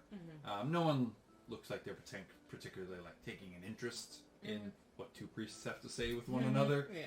But, So, I'd like to have a conversation with you, if that's alright. Not that it has to be that private, but sensitive. okay. Of course, yes. Are you the leader of this temple? One of, Okay. yes. I'm one of the head priests here, and, sure. And he kind of, surveys the crowd. He doesn't sort of deem anyone's, a threat that couldn't be left alone. He believes that this is a safe place, Yes. so he's like, please. And he gestures behind the altar. Again, there's a statue to Mortia, and there's a door behind there that leads to, a back room, sort of like his office, or where he prepares for ceremony, that sort of thing. He goes, sure, we can speak. Just a question, are you going with her? Of course. Okay. Alright. I'm her bodyguard. Okay, sure, no problem. Even though she can totally defend herself. No problem. Alrighty, so he leads you guys to the back, and closes the door behind you, and again, it's a very simple office, not really a bedroom, just sort of, again, where he prepares. It doesn't look like anyone lives here. It looks like he just prepares for ceremonies back here. Yes. as he's showing us and going around, can I like incite him of like his fate hood? Sure. Gauge his divinity. Yeah, gauge his loyalty to the church. What would you like me to do? Insight? Make an insight check, yeah. Alright, 17. Okay. You've probably met a lot of people of faith. Not just from Mortia's faith, but you've probably had interactions with other priests and priestesses. At the conferences. From other, the faith conferences. Exactly. Where do you think I get my necklaces?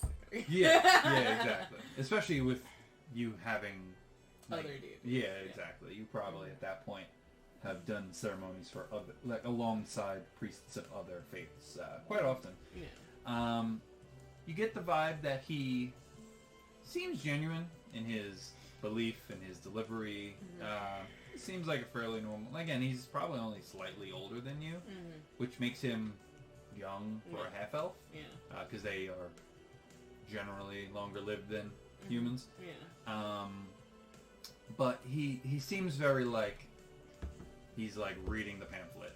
And like, you're not sure how experienced he necessarily is. Got it. But he's very like by the book. Like Mortia has a plan for everyone, Got it. Just do your part. Then I will not go that deep with him, essentially. Okay. That's why I wanted to gauge, like, how long... He doesn't seem... Yeah. Disingenuous. Yeah. But, like, I'm not going to tell him about this hidden language that I just found out about and kind of break his faith. I'm like, what? It's up to you. Yeah. Okay. So, yeah. So I just want to go to the further and back. And, thank you so much for speaking with me. How long have you been leading the church? I've been at this one for about 4 years now. I came over from... I was actually a follower of the Trinity, and certain things happened in life that sort of made me change my path, if you will. So I... Not a common thing. Unfortunately, I've only been here for about 4 years or so, but I mean, I've heard of Mortia all my life. I was always taught to sort of fear her and her disciples, and in spending my time here, I've learned that that's not necessarily always true. There are a lot of people that do a lot of good. Yes, that's definitely good to hear. What about yourself? So I've been in the religion all my life. I was more of a soldier, as you can tell. More of a... The breastplate did give it away. Exactly. It's priesthood is my title. The way that I preach is different than most. I mean, there are some that do similar, but not as many. I've been lucky to be given the allowance to do what I do, as unconventional as it could be. Well, I can't say I speak from experience, but I know that there are times when those who are above you or I need a firmer hand than just words. And again, this is Mortia's will, so... Exactly. Again, thank you for your service. Thank you for being thankful. I'm originally from Valmire. I don't know if you've heard of the situation in Valmire as a whole, and then what maybe has transpired in the lower districts. I have, yes. I received a letter from Sister Helena some time ago. She was asking into... excuse me. Coke Zero. She was asking into some of the people who have recently joined the convent. I can't say we've had much of a return. I'm actually the newest recruit here. We've had some people retire, and that sort of thing. But yes, I've been told that there was an incident, theft in the city, and Yes. Were you told what was stolen? no, she wasn't specific about what was stolen, but it was more of a gathering information on this end, I suppose. Yes. Is everything okay? Yes. That's why I've been brought in to handle it, and I came to Hearthmoore to go to Xantus and learned more about the history of the situation we're dealing with. But the ashes of Xanagos were stolen. See, I'm actually going to say he Doesn't know. he probably is not that familiar with, because again, like most of your relics in your chapel are not like used on a regular basis. Yeah. They're not like used in like ceremonies and Yeah. Stuff. They're more like these are relics that were given to your specific chapel over the years. Okay. So his chapel might or might not because it's so small. Yeah. But just by your delivery of it, and he's like, that is Wow. You don't say. well. And you've been able to recover them? Not yet. So that is why we wanted to go to Xantus. Like, why would someone steal ashes of a lich, and what could you do with the ashes of a lich? So Sounds bad. exactly. So I was just wanting to check in. I mean, every time I go to a new city, I like to go to the temples of Mortia, of course, and see kind of what's going on. And Of course, you're always welcome here. You as well. Are you a follower of Mortia as well? Can't say that I am. I've tried, you know. Everyone has to walk their own path. And but either way, you are both welcome here anytime. Thank you. Of course. So essentially, I was just wondering if you guys have had any interactions or any bad events happening here. Luckily, I can't say we have. It's been peaceful, really. For the most part, Hearthmoore is. That's part of the reason I moved here. It's always had a reputation for being peaceful. So. Yes. Where did you come from before? A small village, a little further down south, closer to High Reach and the Elven Lands. But came here with my family, and we've lived here ever since. He only gives you the abridged version because it's not very exciting. Yeah. he essentially like raised a farmer, you know. Yeah. Didn't know what else to do, so decided to join a faith. Trinity didn't pan out. So sad. he's just still Like, trying to find. Options: be a farmer, be a soldier, be a Yeah, pretty much. Be a thief. I mean, that's, dark. for people who aren't necessarily educated or wealthy, your options are sort of limited. So. Medieval time. Yeah. Or just die of the plague. Or die. Or die. Okay. He looks a lot more excited to meet you.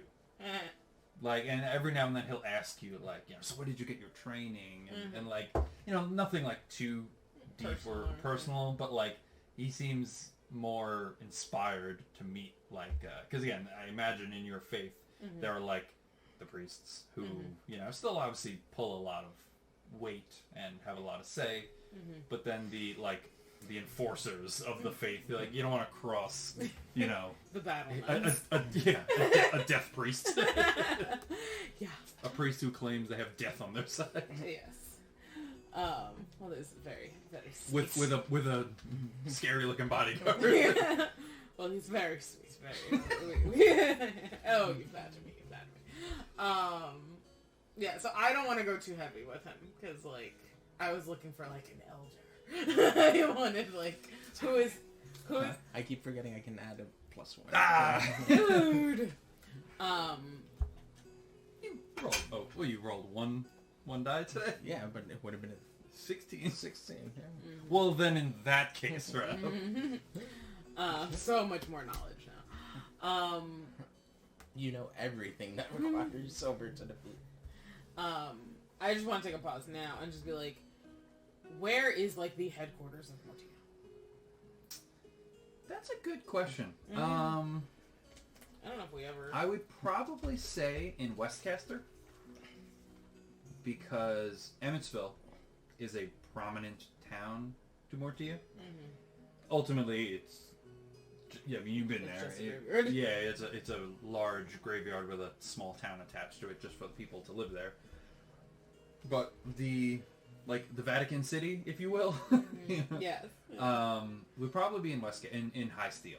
High Steel's the capital city of the humans. Yes. If you remember, High Steel was where our Thieves Guild campaign took place. Great campaign. Sorry you guys missed it. But that's probably where like the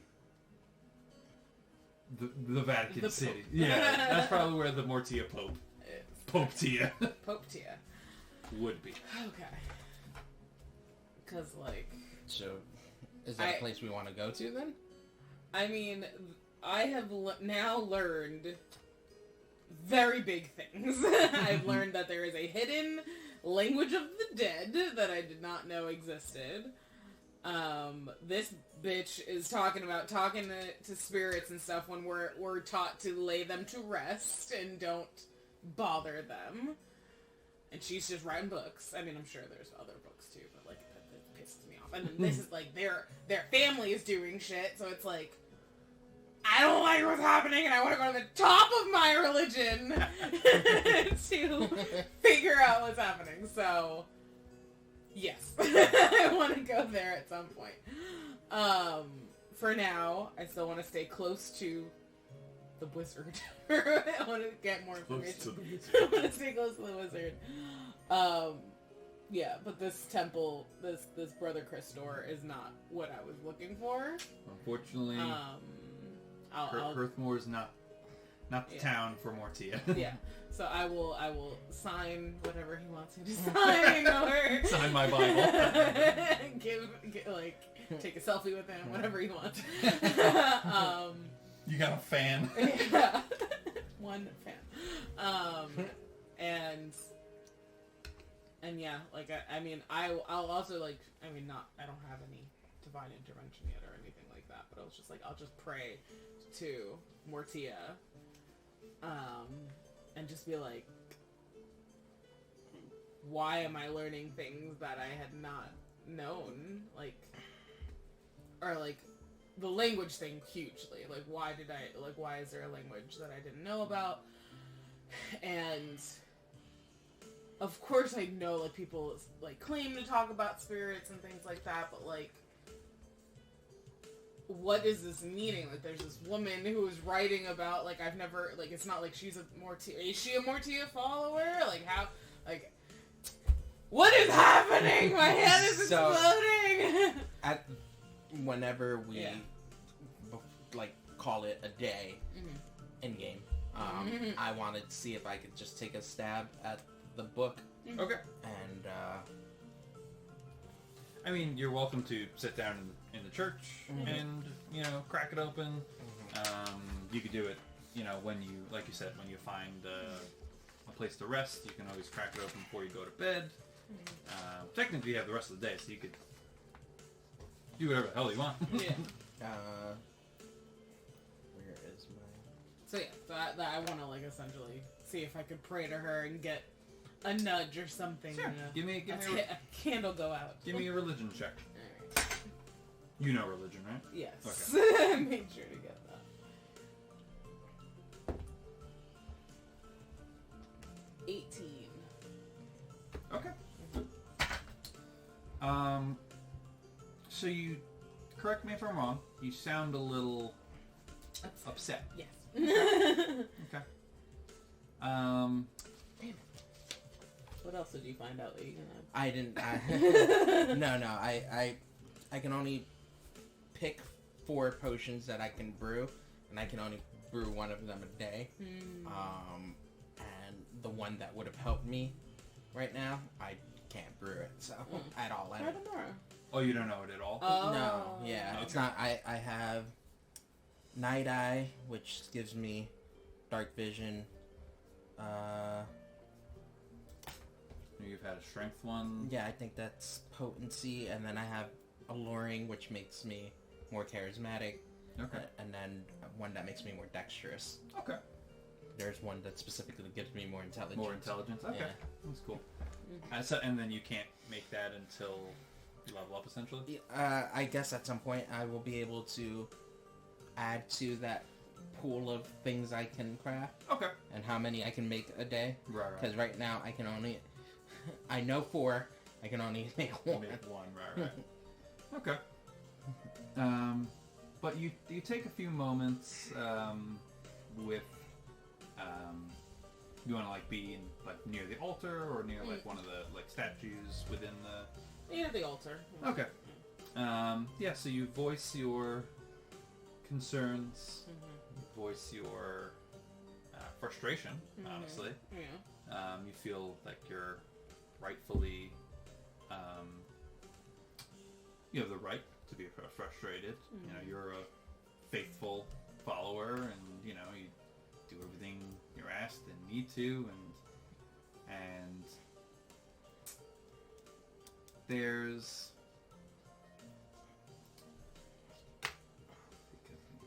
I know it's like pushing it. No. But I like it. It's good for the story. Yes. Yes. There's a...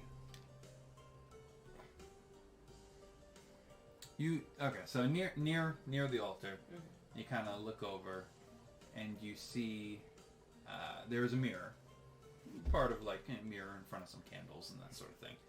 You look over, and you catch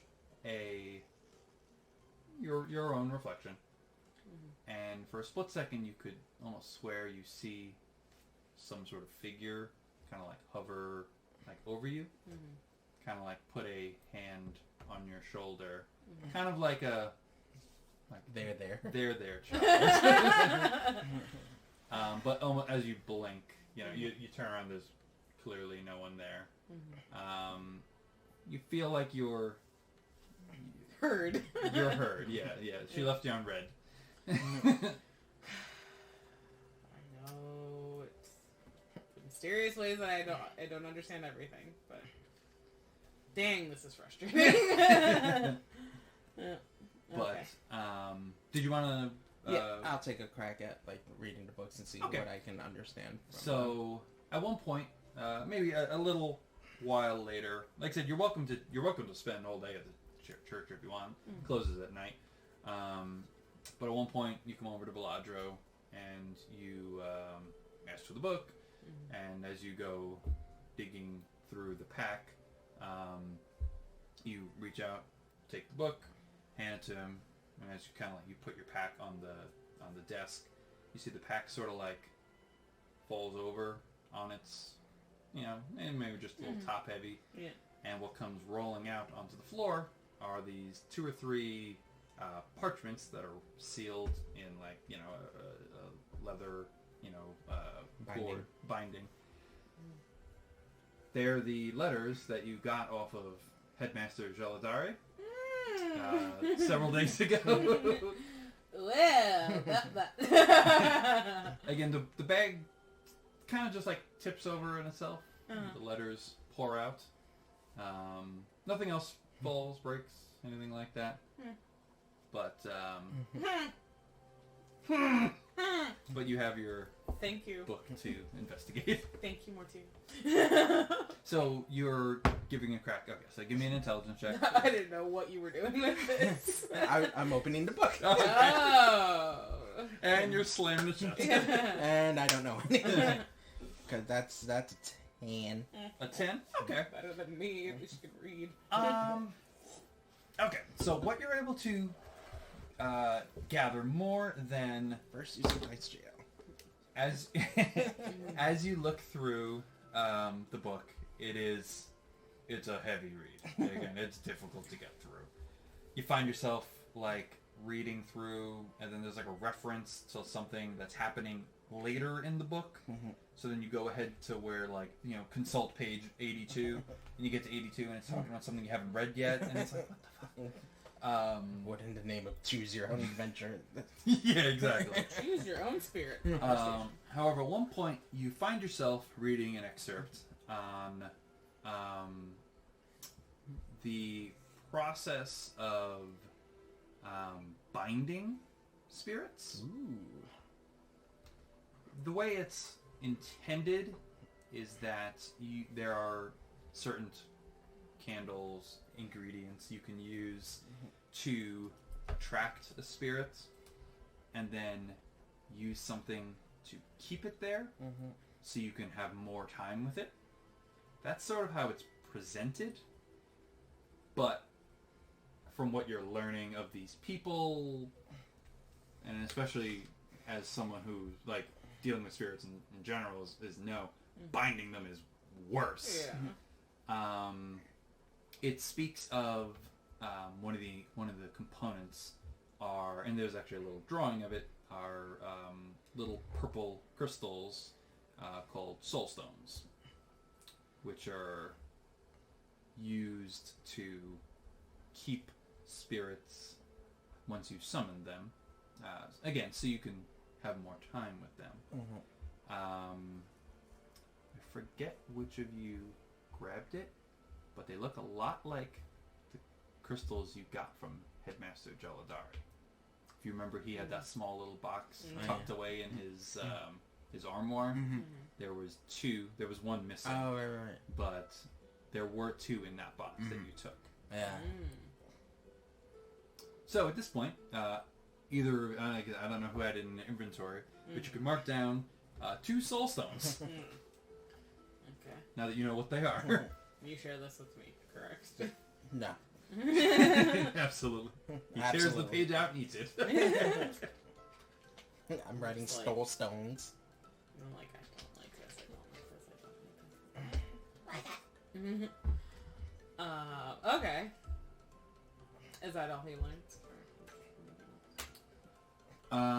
Thank yes. you for asking about my role. I'm sorry. Yep. 'Cause I was gonna move on, and I didn't want to move on unless you. That's about, Sorry. Do you have anything else? that's about what you're able to discern more so that that she had found before.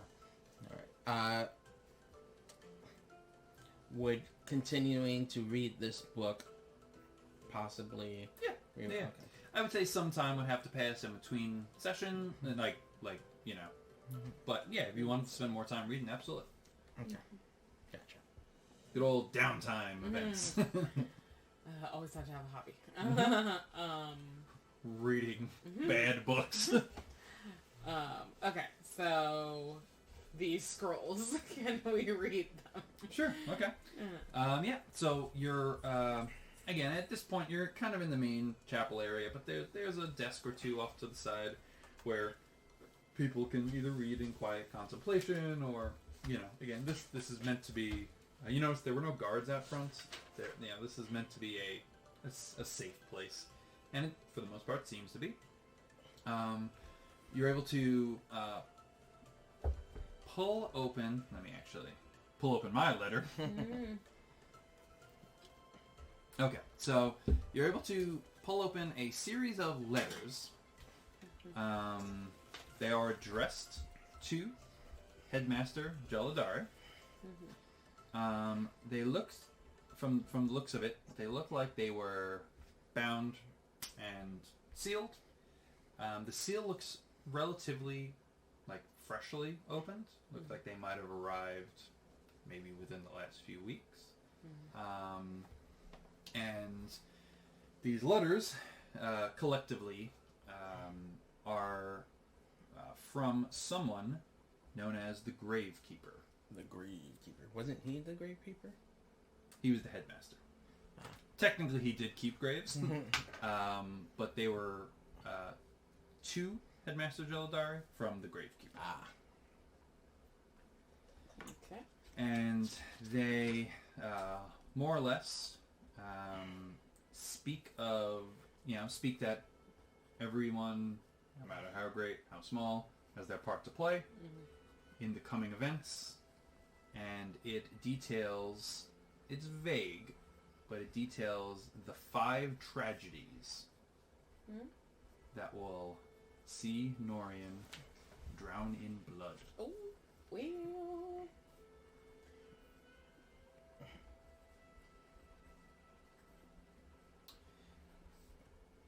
Goes on to say, no one will be safe.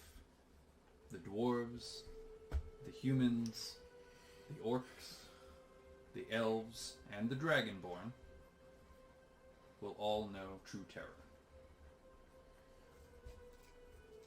What are the 5 things? It does not detail what these 5 tragedies are. Oh, okay. Did you say the gnomes? Are the gnomes okay? The letter didn't detail the gnomes. Oh, right. I told you they were in Cabo. Wow. I told you. Yep. Raising the spirits of gnomes. Ghost band. It goes on to say that as the next crescent appears in the sky, Velmire will pay for its crimes.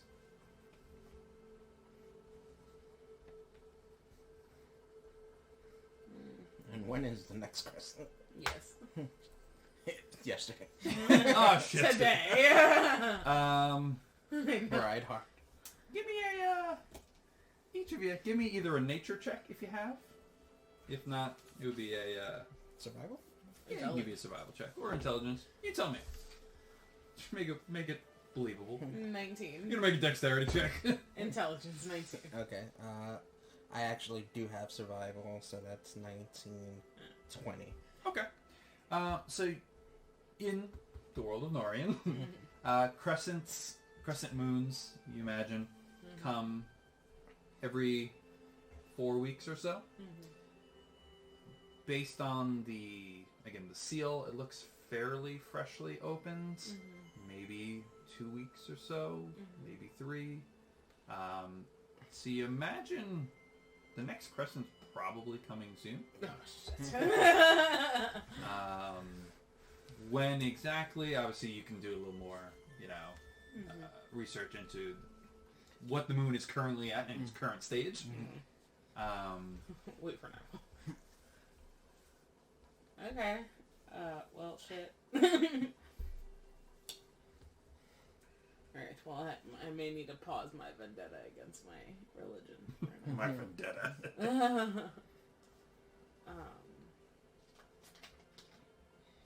Anything else?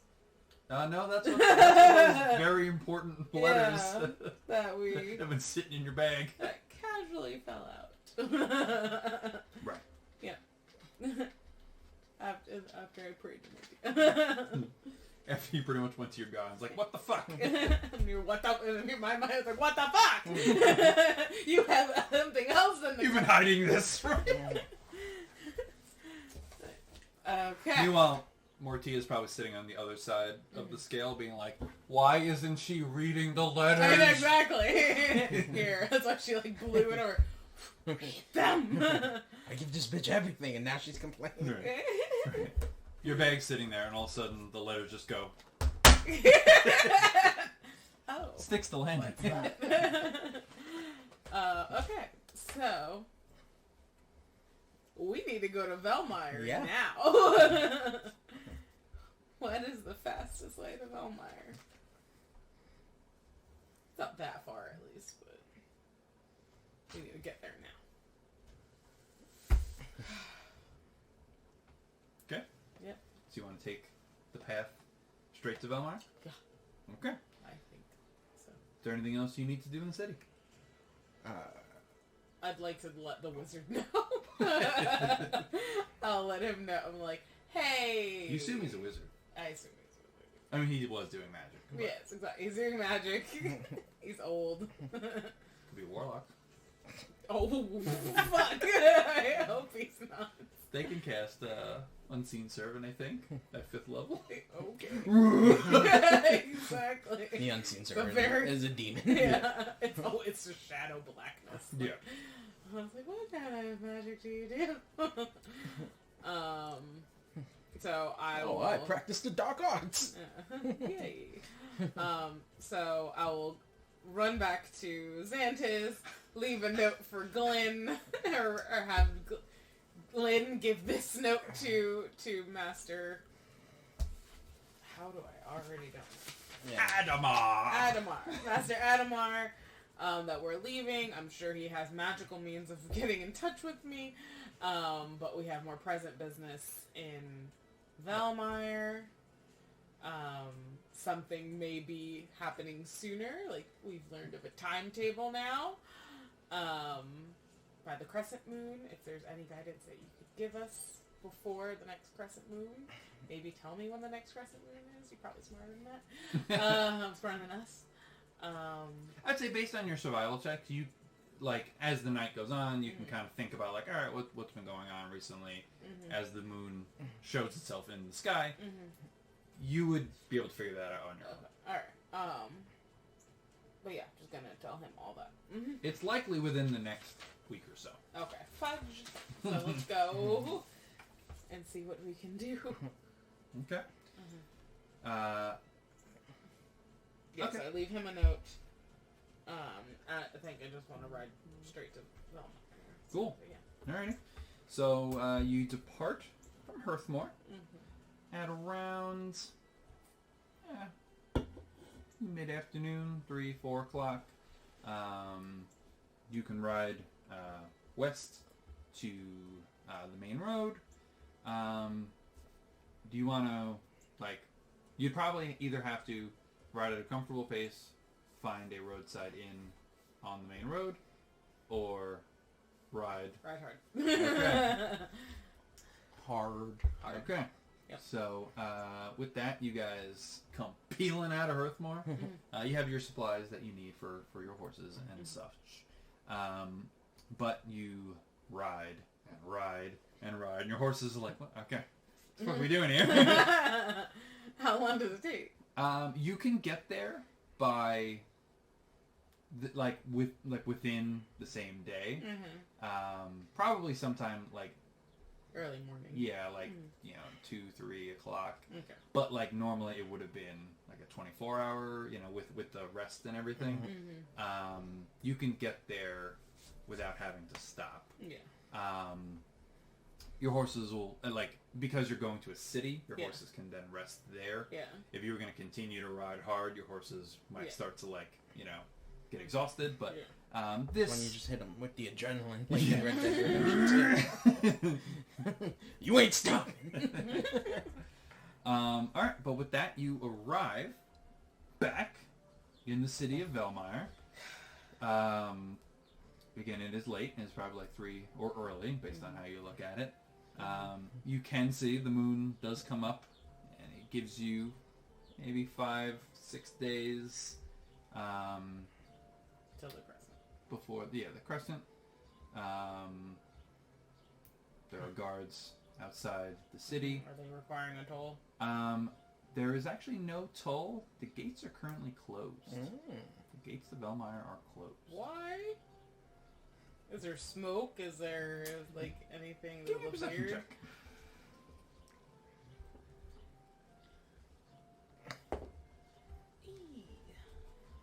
You want to 24. You want to look for something else? Do anything else? Or? No, not right now. Okay. 24? Okay. So you are actually able to, on the approach, a little tough to pick out because it's nighttime, Yeah. but you are actually able on the, maybe as you're coming in from the eastern road, you are actually able to see a plume or two of smoke. More than usual. It actually looks like it's coming from a part just outside the city walls. Based on your experience at Velmire, it looks like it's coming from the lower districts. But it's not like that's more smoke than should be coming up from there. That's not like a campfire or a fireplace or something like that. But you see the gates at the the guards at the gate. There are about 8 of them, and the gates are locked. You see there are guards up on the wall, and they don't have like weapons drawn, but they are definitely On alert. On alert, yeah. As you guys, approach. Hello. Very calm. Yeah. Yes.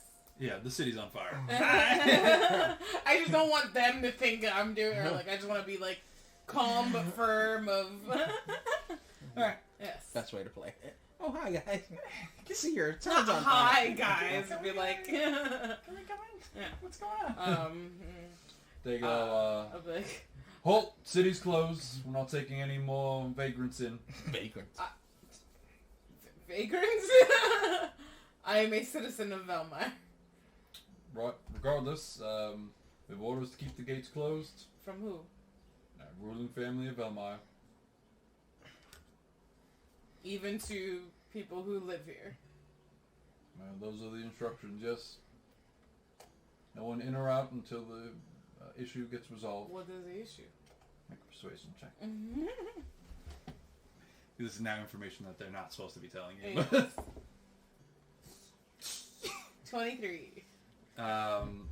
The first guy's like, then they kind of like look at each other, and the one guard's like, she's probably from one of the chapels here in the city. There have been several riots, ma'am. Lots of damage to the city, buildings, dozens dead, many more injured. Are these... What are the riots of the workers? Mostly, yes. So... he goes, what's your business here in the city?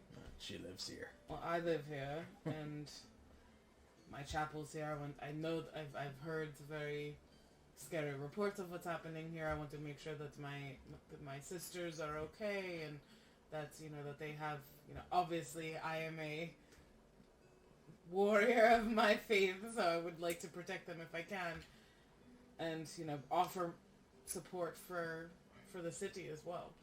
And you see, there's like this sort of a Welsh. yes, but like a mixed feeling amongst the guards.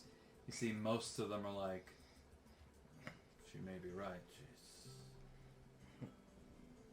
We do need help. And then like there's like 1 or 2 of them are like, we have our orders.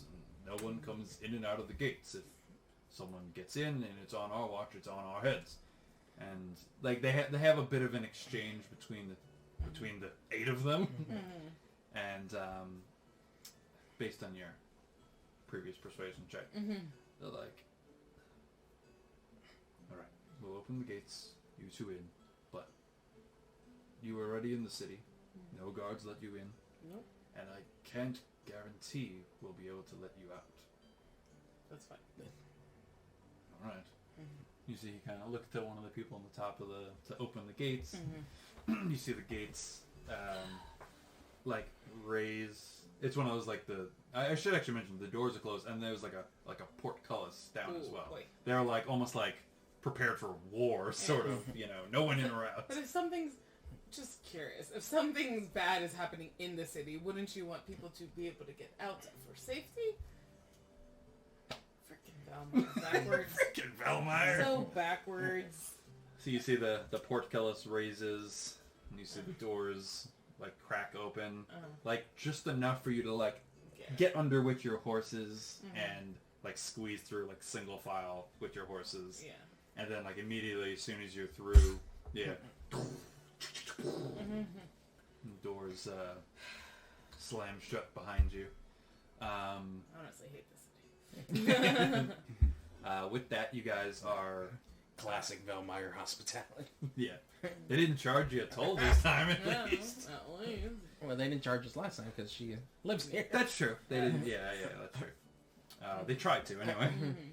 I like it. Like every time we go, like we're from here. Well, she's from here. Right. We're just Like, trying to I've go had people home. know me here. People know me out here. But, Okay. yeah, you stand in the first courtyard when you first enter, and now, again, it is the middle of the night, so you're not Yes. expecting a heavy hustle or bustle. Yeah. Usually this time of night, like, some of the early morning, like, shopkeeps are starting to make their way.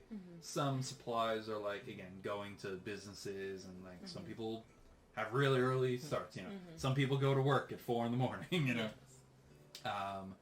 But, like, it is quiet. Okay. Can we find a place to hitch our horses? Yeah. Or do you want to? I mean, there are parts all over the city for you to, like, if you're gonna go to a shop, you can hitch your horse right outside. Unless you want to ride to the... Yeah, it Where might the be fuck- better to have it to ride. At some point, your horses would need, like, Yeah, that's the thing. It's like we some wrote sort down of, whether you do it yourself or whether you bring it to a stable, your horses would need, like, some proper treatment. Yeah. Yeah. Only simply for the fact that it was a hard ride here. Yeah. You know, it's just buy new horses. Oh, I thought you had a relationship with your horse. I do. But the new one will just be 2.0. Yes. Horse 2.0. Stronger, faster, better. Horse armor. So They have horse armor. yeah. So let's keep our horses a little bit longer so we can get to. I want to go to my temple first. Okay. Okay. Do you want to... Again, you could ride your horses. Do you want to, like, ride them hard through the city? Do you want to... I mean, we're ready here, Yeah. so... Not. I mean. You can... Well, yeah, because I kind of want to survey what's happening too. So Okay. yeah, so we can go at a slower pace to like. Okay. Are there riots? Are things destroyed? Like, are we in a war zone? Like, what Yeah. is the level of? Yeah, so as you enter this part of the city, and again, you know there are a few ways in and out of Velmeyer, but this particular path, you see there are definitely signs of recent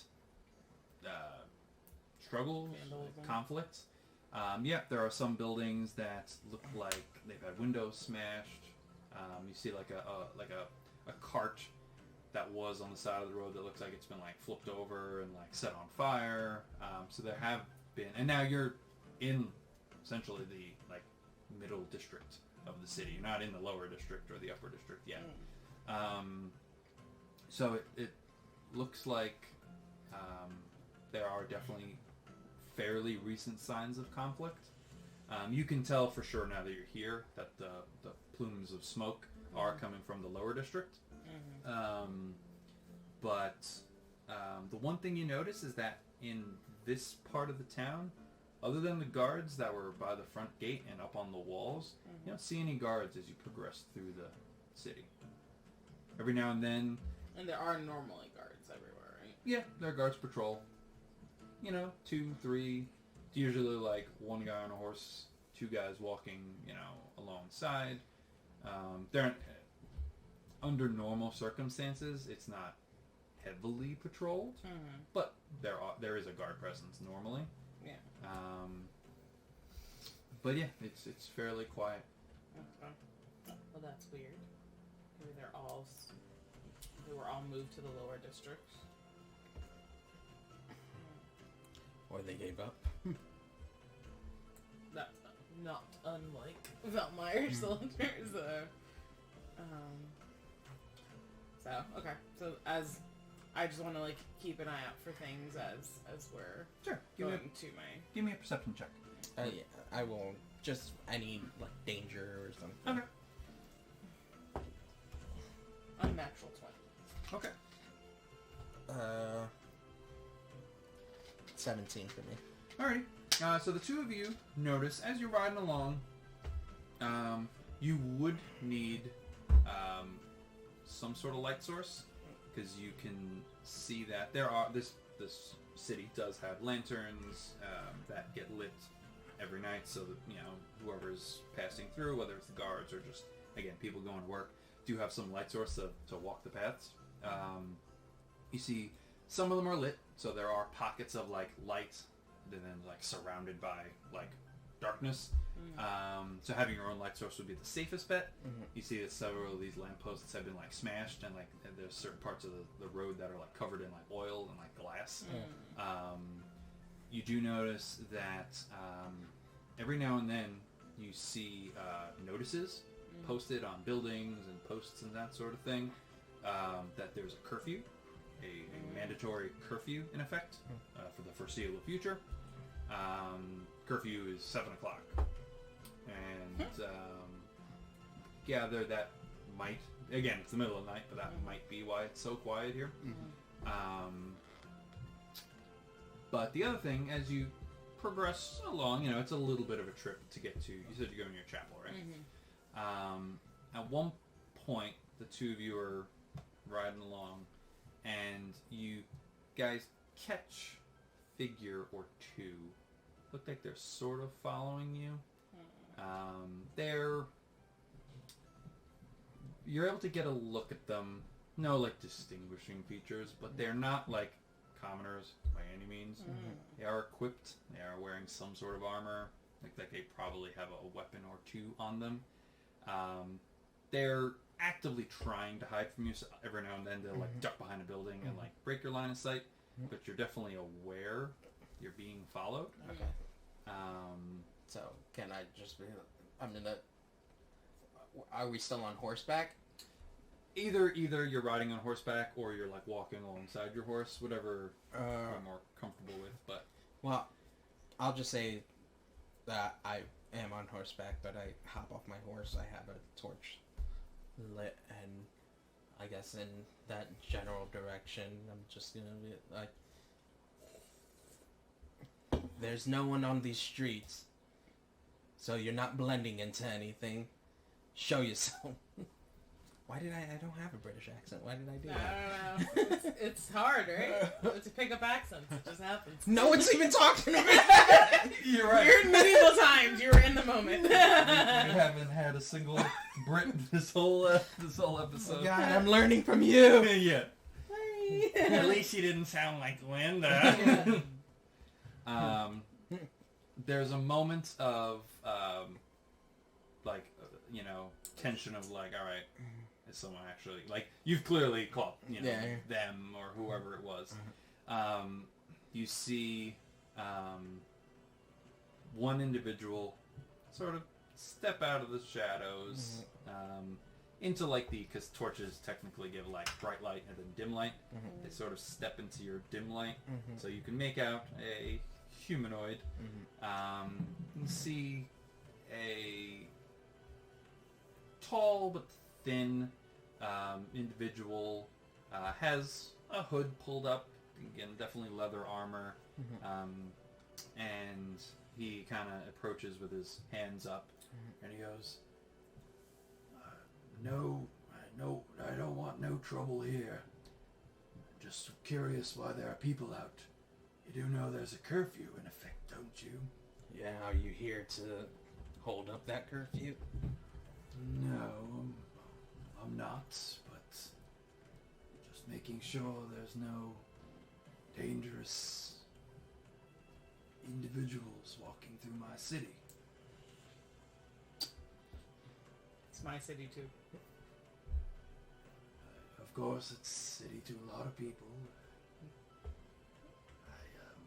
I don't want no trouble. I'm just trying to make my own way. Insight. Make an insight check. And it was just him, or there was another figure? Right? You felt like they were sticking to the shadows. You felt like you saw maybe a figure, maybe two. It was hard to get exact. Maybe more so that you heard maybe shuffling of maybe more than one person. 7. Oh.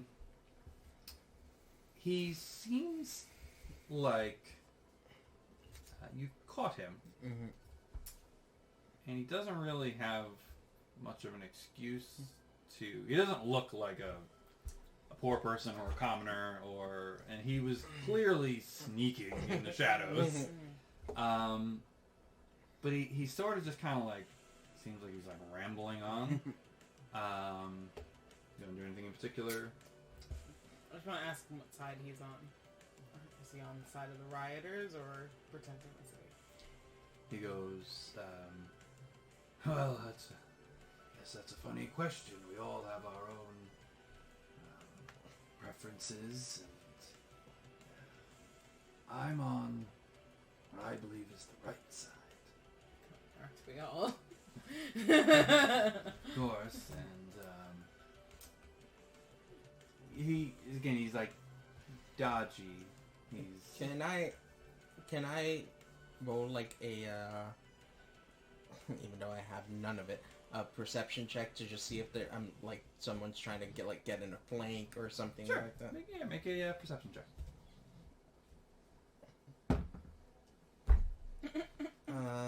Can't fit that many dice in that jail. 9. Yeah, you look around. It's a frustrating. I think you need a new set of dice. It's a frustrating exchange because, like, you could tell this guy was following you, but now he's just kind of like, and he's not necessarily like he says like he wants no trouble. He's not quite like backing away. Again, this is sort of going on out in like How far away would you say he is? Torches give, I think, 20 and 20 of dim light. So I'd say about 30 feet. He's like stepped into your dim light. Okay. So Happens to be where there's no lantern light, but okay, so I'm going to, if you would allow, I'm gonna cast Gust, and I'm gonna bring him like 5 feet towards me. Okay. Gust is A cantrip. Right. Is it a save? What's the? Right. Yeah, I'm sorry. No, I'm saying, is it a save or like a spell attack? That's what I'm looking at. No. Gust. Gust is. I wrote down what it did, but I just. Strength saving throw. Okay. So he's gonna make a strength save. An 11. I should have. Your DC is spell 8 DC? plus your proficiency bonus plus your intelligence mod. Yeah. So 8. So he beat. So he met it. Your DC is 11. Yeah. What's your intelligence mod? 1. Okay, yeah. So you reach up your hand. You kind of harness the energy or wind around him to pull him towards you. You feel he plants his feet and doesn't quite budge, but he's like, all right. This wasn't how it was supposed to go, but you hear him. He whistles, and you hear a quick as each of you get an arrow loosed at you. Technically, it's at advantage on you. So we'll do you first. Alright, that is a 17. Yes. Okay. And then the one on you. That is a 14. That just missed. Okay, cool. Thank you. So, ever alert. Can I do the cool? Yeah. Geralt. Okay, we don't want no trouble. Yeah, so again, you feel, even though you don't gather any sort of like solid evidence, you feel like you're either being surrounded or walking into some sort of trap or something. It's the typical like, help, my carriage has fallen over, and then they surround you. But an arrow comes out from a higher vantage point. You're able to kind of like, just about, it like just grazes past your ear, and you're able to kind of like knock it out of the way. this arrow catches you kind of right in like the ribs. Right in the tit. Oh, it's Right. Luckily, they're good size, so they protect you. All right. You take 6 points of piercing damage. Not that much, actually. Still hurt. Yeah. And I need you guys to roll initiative. Oh boy.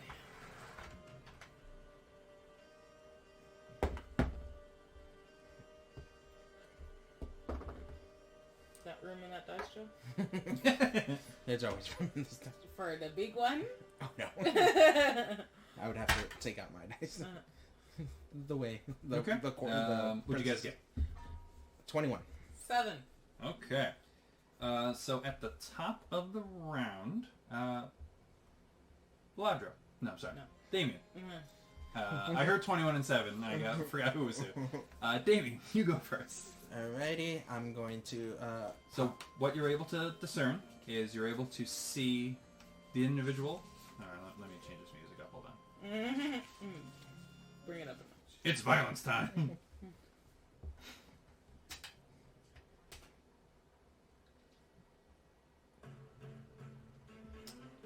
So you see the individual in front of you.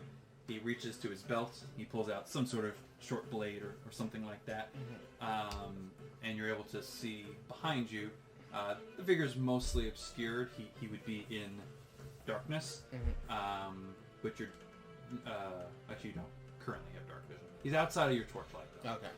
He looks like he's on the second story of a building behind you. And there was another arrow that came from across the street. The one that shot at her was kind of like shot from an alley on the first floor. Also in darkness, but you're able to kind of make out some movement in those 3 areas. Yeah, so you're up first. All right, so we go to combat. At the top of the round, Dameon, you find yourself in a bit of an ambush. You see the individual standing out in the middle of the road in front of you. Again, so you do have a torch. The area outside of Dameon's torch, so we're going to consider everything else, dark vision. I mean, not dark vision, darkness. Yeah. She has dark vision. Yes. For some reason. So every 4 squares is bright light, which you can see no problem. Every 4 squares after that is dim light, which you do have disadvantage to make attacks in and out of and that sort of thing. And then anything past that is complete darkness, which becomes difficult to really interact with. So, top of the round, you're up. So I'm going to take my, I think it's potency, whatever gives me +3 strength. Okay. With my bonus action, start to Hulk out a little bit. Okay, so you take the thief. You take the. These are thieves. You take the potion. The mutagen. You feel like your senses heighten. And what's the thing that gets drawn back? Is it your intelligence or like what's the drawback? Oh, I have disadvantage on dexterity. Dexterity. Okay. It's not saving throws, but checks, if I'm not mistaken. Yeah, just double check if it's saving throws also. It specifically, you have disadvantage on dexterity saving throws. Okay, so just saving throws. Okay, cool. So that being said, that is your bonus action, right? 20, so I will come up on my mans here. Okay. So you have your torch and your... Which sword do you draw? The regular sword. Okay. I guess I'm gonna, like, drop the torch and kind of, like, fake him out and swing on him. Okay, sounds good. So you want to put your torch on the ground. Yeah. Alright, so you can make your first attack on him. You see he does have a blade drawn and ready. Natural Woo! 20! Alrighty. See, you rolled So, shitty before. you see his eyes kind of come off you for a moment and follow the torch as it drops to the ground. And does not see the two-handed blow coming his way.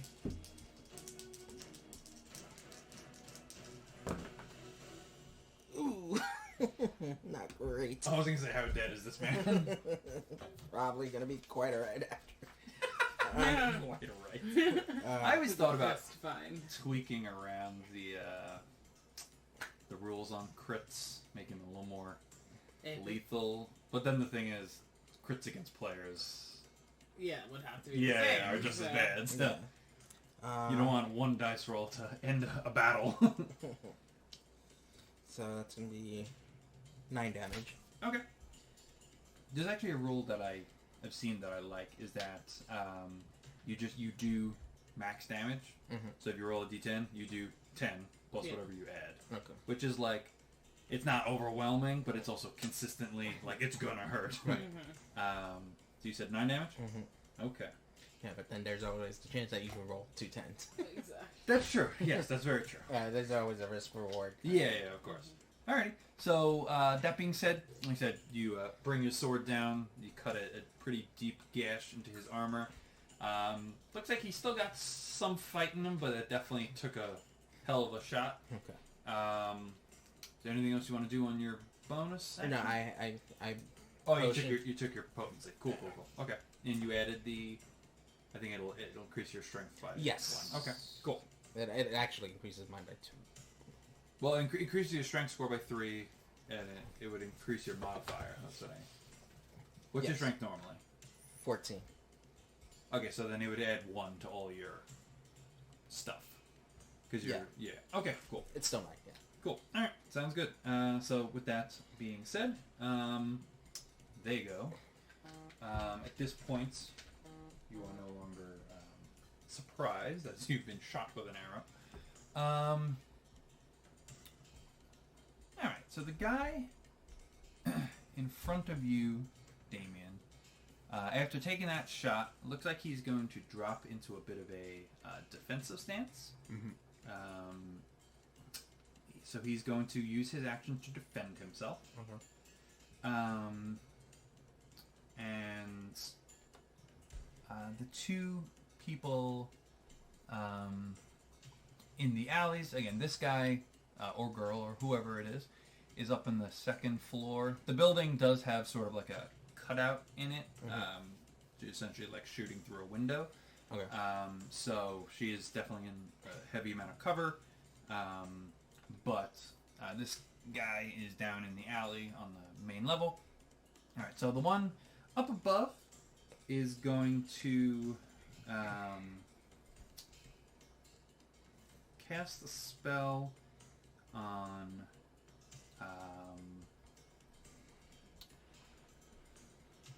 we'll try you first, Viladro.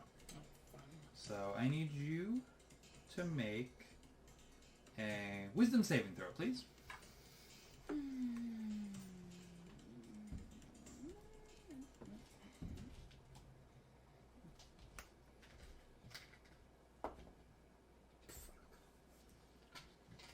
Ten. 10 will unfortunately not do it. You take 4 points of necrotic damage. I'm resistant. That is halves, okay? So you take 2 points of necrotic damage. And you hear the person, again, this person casted the spell. You hear her yell from the window, "Don't use necrotic on this one!" And She knows? this one over here is going to cast another spell on you. Oh, Jesus. How? How did she know? How'd she know? How'd she know? I always kind of imagined that if you shot someone with a spell and they kind of like Shrug it off. shrug it off, I guess. I give the same benefit to you guys. Yeah, that's true. I also need you to make a dexterity saving throw from the other one, as the other one casts the spell on you. Okay, so this is going to be 5 points of radiant damage. You would think I'd be... Are you resistant to radiant damage? Yes, both. Yeah. Resistant to both? Yeah. Goddamn Adamar. Alright, so you take 2 points of radiant damage. I think Don't use radiant on her either. Radiant's no good either! Fuck, we fighting. All right, so they're done, and this Wait one, till my turn. this one is defending himself. So that being said, that is their turn. Viladro, you go. Okay. Can he say what the fuck am I fighting here? No. Okay. It's more for dramatic. Yeah. There's more of a Radiant's no good either. Like very like informative. Yes. Okay.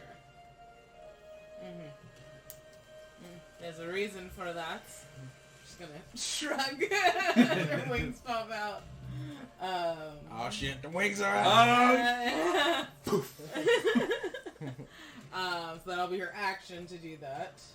And then as a bonus action, does a bonus, like, is that considered a spell or just like a... Nope. Okay. That's an ability, I think. Okay, and then can I cast Shield of Faith on myself? Sure, yeah. Deactivate Shield of Faith, that's a concentration spell, right? Mm-hmm. Okay, so your AC goes up by 2. Yes. For, what is it, 10 minutes? Yes. Cool, alright. Do you want to move at all? Except for... So you have dark vision. Yes. So essentially the way that works is they're in complete darkness. Okay. So you can see them, but you still have a bit of a disadvantage on them. It's better than not being able to see them at all. Is this a closed building and she's on the roof, or do I need... She's in the building. She's in the second story, like shooting out of a window. You see. She shot an arrow at Dameon, and then casted a spell at you. Is there a balcony or anything on that building? Yeah, at a quick glance, it looks like there's like a balcony along this side of the building. How high is the building? It's 2 stories, so about, let's say about 20 feet. Okay. She's up on the second. I mean, that's like the roof is up 20 feet, so she's probably shooting down at you maybe like 15 feet above. Can I fly up to the roof? To fly up to the balcony? Yeah, so you have a speed of 30. 30, right? So 1, 2, 3. Yeah, you could. Okay. You could fly up and you kill her. And you go. There's no Hold on, there was a way. This mimic. That's a very sloped mimic, though. You good. I'm very wing heavy. I love them though. Yeah. Do you want an actual barrel? Bear with me. There you go. You're on. I'm on. Quick, go. Go. That's it. Nobody That's my turn. Okay, so you're able to move to be you want to be engagement range with the person? Well, she's shooting out of a window, right? Yes. Am I up against the window? Yeah. Okay, so I would want to be, like, out. Like, she's in the window and I'm here. Okay, sounds good. So you want to be like around the corner from her? Yeah. Okay, cool. Sorry, I know you played. No, so we'll say she's shooting out this way, Yeah, so exactly. you're here. Yeah. Technically, there's a wall between you two. Got it. That's what I want. Cool. Okay, cool. And you have Shield of Faith, you got your wings. Yes. Cool. Dameon, you go. Well, very cool. So this bunghole is defending himself, but I'll roll at disadvantage. Still try and whack him. Whack him. Probably not gonna do it. So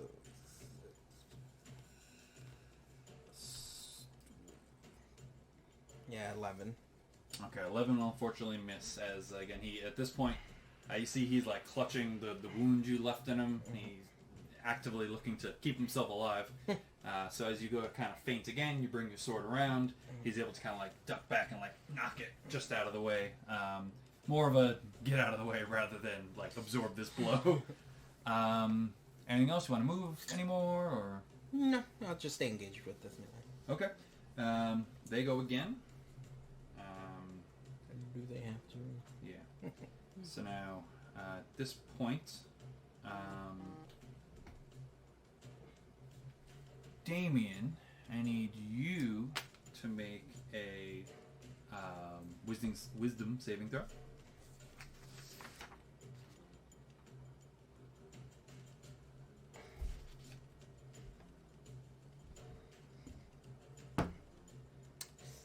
Wisdom? Mm-hmm.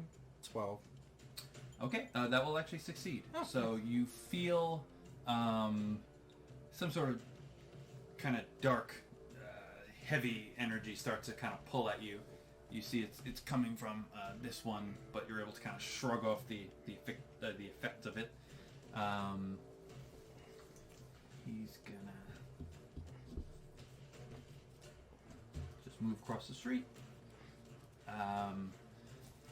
The guy in front of you, he's going to sort of drop his defensive stance, and he's going to see this.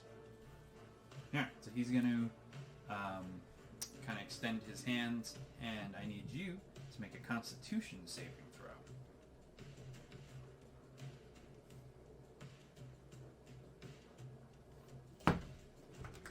Natural one.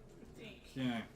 So you see his hand starts to smoke a bit, and he releases a gout of a poison cloud at you. You take 4 points of poison damage. No, it's the clock. As some of it kind of splashes onto you, you inhale a little bit, kind of starts to burn at your throat. Alright, but he's going to sit tight with you. He's not defending. This one here. So again, you went around the corner, so you're like out of sight of her. Mm-hmm. Okay. So she is going to try to hide. However, we'll just assume that you guys are on the top floor for now. Mm-hmm. But you hear shit. Ah! Where is she? And you hear this one in the street yelling, she's trying to get into the window or something. By the way, the spell didn't work on him. And you hear there's a quick exchange like, well, we need to know. Try again. That is their turn. Viladro, you go. Okay. There's a window. There's a window here, and maybe one along the back of the building. So this balcony, there's no window? Yeah, no, there would be. There'd be a window there too. Yeah, there would be a door to the balcony. Okay, there. So I'm gonna bust through the door. Angel SWAT. Yeah, I'll do that then. Okay. Yeah. So the door can essentially you move 5 feet, you push through into the building. She did not lock the door. I guess she didn't expect you to come flying up after her. Oh shit! And you can see she's like yelling out the window and frantically looking around to hide behind something. Mm-hmm. This does look like it's somebody's home, but There's no one in there.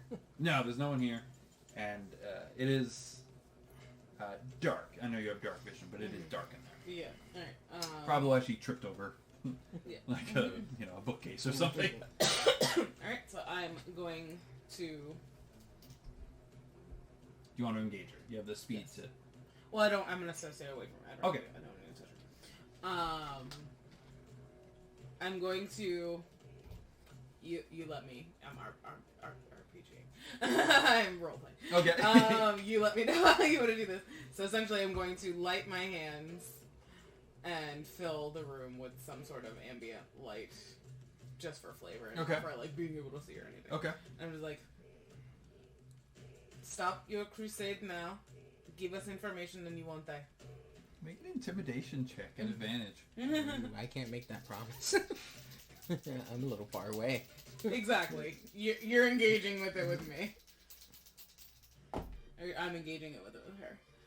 Intimidation. 21. Okay. You see the fear of God is struck into her. Oh God. Yeah, the fear of the gods is kind of rings pretty true, and you hear yelling from the outside. Just run! Get out of there! Get out of there! And you see she kind of freezes for a moment, and she's like, "Okay. I'll leave. Wait." And I didn't say to leave. And I'm going to cast hold person. Okay. She makes a save, right? Yeah. Oh, nope. Can't do it. Well, she's backing. She's actively backing down. She looks terrified, yeah. Okay, so I'll do hold person because it'll drop my shield. Yeah. Yep. The 9? What is it? Yeah, no, that It did. was the wisdom save against your DC. Yeah, no, fails. Alright, so with that, you use some of that energy that you're channeling. You kind of entangle her, and she goes from being, like, frozen in fear to actually being, like, paralyzed in fear. Exactly. You hear a tight... She tightens up, and you feel you have a grasp on her. Yeah. You see, like, the bow in her hand kind of, like, goes limp, but, like, she's still kind of in her hand. But you've got her. Okay. So I will just move now to the window so I can see what's going on. Okay. And I'll just relay to Dameon. It's like, You can speak into my head? no, I'm just gonna yell out. You're gonna yell across the It's street. like, I'm capturing one of them. You can do what you want with the rest. And the one in the street's like, capture! No! Get out of there, quick! There you go. Alrighty. Dameon, it is your turn. Okay. I'm gonna run the blade against the back of my hand, and it's gonna light on fire. You guys are in trouble. I take 4 points of damage. It's okay. You catch fire. I catch on fire. He catches on fire. Everyone's on fire. Oh, I love that she thought that she was getting away. No! That's 2. Oh, baby. Alright, so you see there's a look of, he blasted you with the poison. He kind of, like, acknowledges the fact that the poison seemed to work. But the whole commotion of, like, get out of there! She's coming for you! And then you're like, I've got one. This guy looks like he's in a little more, like, fight or flight, maybe leaning towards flight at this point. But you swing your now flaming sword, and he's just kind of able to tumble out of the way, still holding on to that wound, but he's fighting for his life here. You want to move at all? No. Okay. So the guy in front of you is going to use his action to disengage. Okay. 1, 2, 3, 4, 5, 6. That's his turn. This one is going to 1, 2, 3. Use his action to break down the door.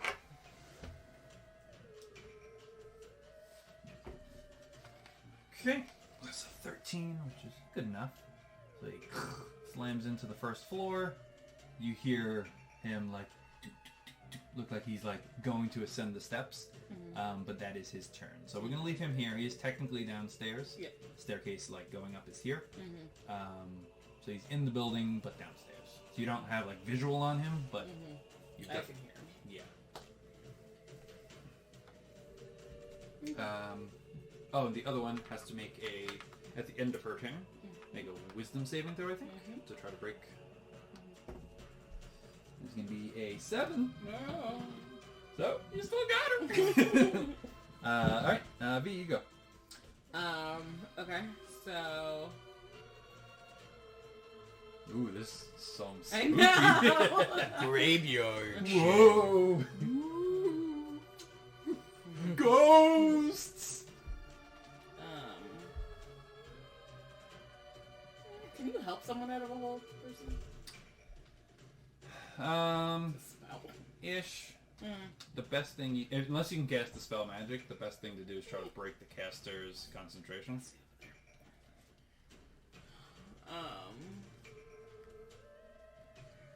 I'm at the end, right? Yes, Dameon is next.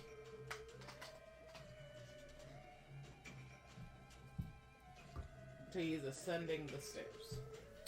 Yes, he's pretty much shouldered down the front door, you hear a loud, swing from downstairs, and then you hear like running in the direction of the staircase. Looks like this person has come to save his compatriot. Is the door open or closed in this room? It'll be open. Okay. The staircase would come up into this loft sort of thing. I love I'm doing This is one open loft up here, so Okay. the staircase leads directly into this room. I love I'm doing fear of God shit. You know what? This is different for you. Yep, I'm gonna Kathy usually plays the cupcake of the campaign. I am pissed.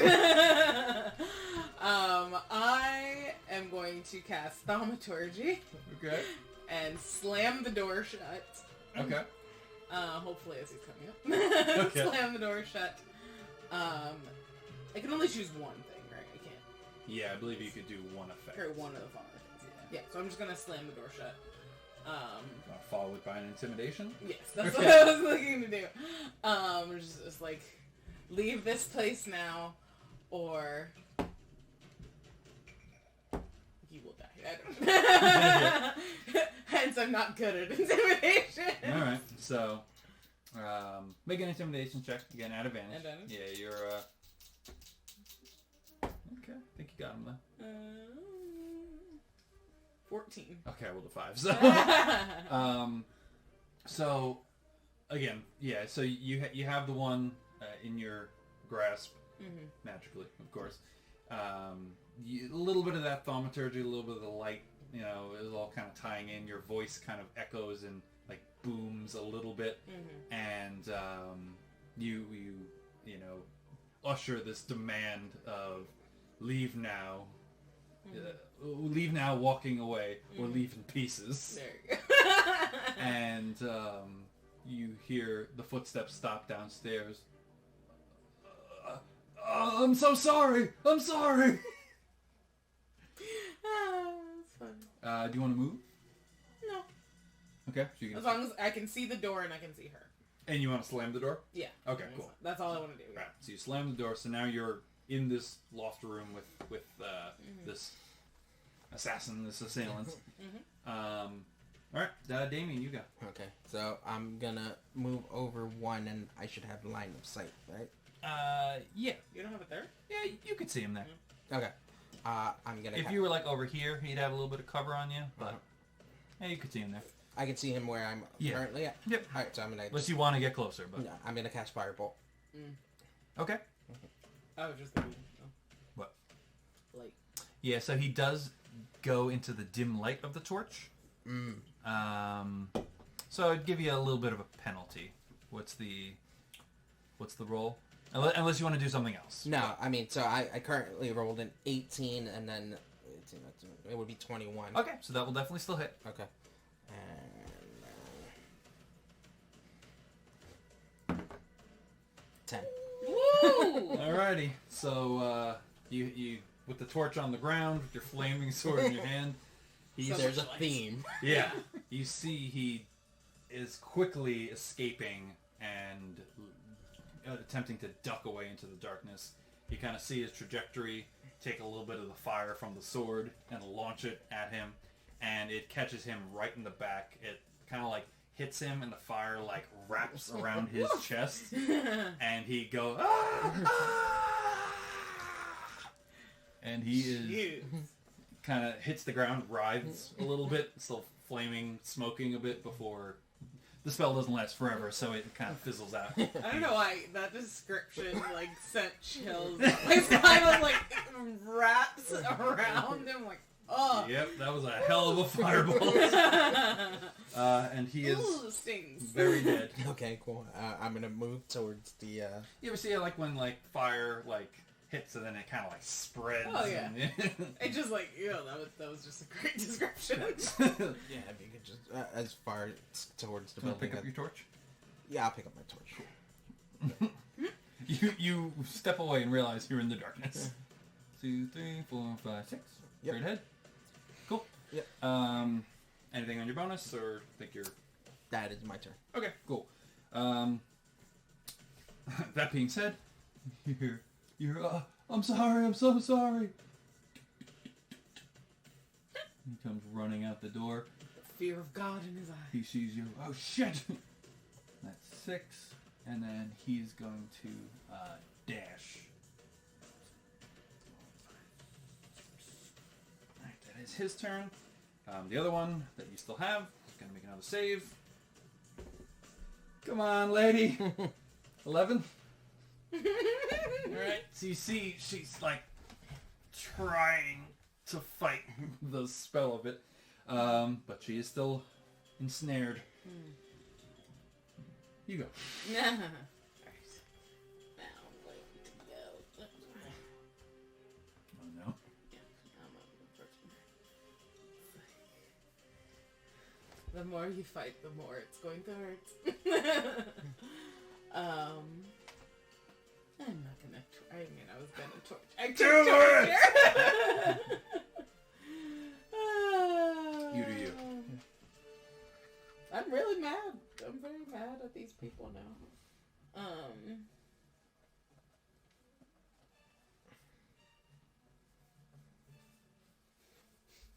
Okay, so I'm gonna cast Word of Radiance. Okay. What kind of save is that? Constitution. Okay, so I think being paralyzed, she automatically fails. Oh, okay. Well, no, strength and dex. Yeah. I think she would still make a Constitution. Yeah. Do you want to do anything different, knowing that? She automatically fails strength and dex saves. Being, I'm pretty sure she's considered paralyzed as Just held in place. by whole person. Yeah. Yeah. I mean, because like I don't. Yeah, she's paralyzed. Okay, melee. And you'd have advantage on her. She automatically fails strength and dex saves. I no, it's fine. She can roll against this. Okay. Because I don't want to cast. I don't want to use the spell slot. Okay. 4. No. You can't roll more than 10. Alright, so she takes 1d6 radiant. Yes. So I'll roll it. 2. Okay. Which is fine. I don't want to hurt her. I want to intimidate her. Okay. And You're doing just that. And essentially on her, like what I would want my Word of Radiance to be would be like a branding of Mortia. Oh, So it's like you fucked with like the sacredness of like her. Like these people are pissed. So you reach up, again, she's unable to resist or fight back. Kind of let some of that energy flow through. Maybe not as much, again, you're not trying to kill her, but you just leave like a skull print on her on her cheek. If she could, she'd scream, but she can't. She's trapped in her body. Yeah, so that's it. That's all. Cool. Dameon, you go. Alright, if you move me diagonally, I should be able to catch up with this dude. 4, 5, 6. There we go. I'm going to attack him. Cool. By the way, I support all this. Yeah. Hey, oh no, go ahead, I'm sorry. I mean, they are directly fucking with things that she does not like, so she is like, I've been given all the clearance to Does 14 hit? 14 will hit. Ooh! hurt as I need to. And we'll see if Mortia's a little bit aggressive. Ooh. Goddamn girl! So that is nice. I mean, it's up to you what Viladro's methods have been in the past, you know? We haven't really explored her background and what she's been asked to do, or tasked to do, or forced to do. Okay, so 12 physical damage, 4 fire for 16. Okay. So, as you come running up behind this guy, he does one of those typical, like, he sees you running after him. He kind of turns back and trips. And, no! And you come up with your flaming sword and run him through as the blade enters his chest. That obviously cuts right through. Kind of kicks off a little bit of steam as the fire cuts right through him. Beautiful. And he kind of gurgles a little bit, but then he... Did he die? Yeah, oh, he's dead. Yeah, 16 will do it. Oh, it hurts so badly. Oh, I'm badly burned. oh, imagine you feign death. Oh. I'm gonna do it next time. There you go. Ideas. Okay. All right. I think that was your full move to get there. It was. Okay. The thug goes one more time. She's gonna try to break free. 12. Getting better, right? I'm getting closer. He almost did it. Yeah. All right. At that point, her allies are dead, and you can presumably come to assist in this. So we will say Assist in this. you get one more activity before Dameon comes, unless you wanted to do something else. I don't want to speak. No. Yeah. I will just want to tie her up. Okay. So I don't have to keep her Sure. magically Okay. bounded. So you reach into your pack, you pull out some rope, Mhm. tie her up. Or to a chair. Cool. And yeah, and just wait for. Okay. Come on. Yeah, so he comes shortly after. Mhm. You probably pop up just as she's done tying this person up. Rope around the chest to the back of the chair, tie the arms and legs down so the person ain't going anywhere. Yes. I would like to say that I enter with my sword down, but still flaming and covered in blood. Yeah, absolutely. Okay. Yes. Yeah, you guys are a horrifying scene to Witness. witness. Mhm. Alrighty. So with that, you both are in this room. The commotion, it was a little bit of commotion. It was right out in the street. But again, it didn't seem like there was much going on at night.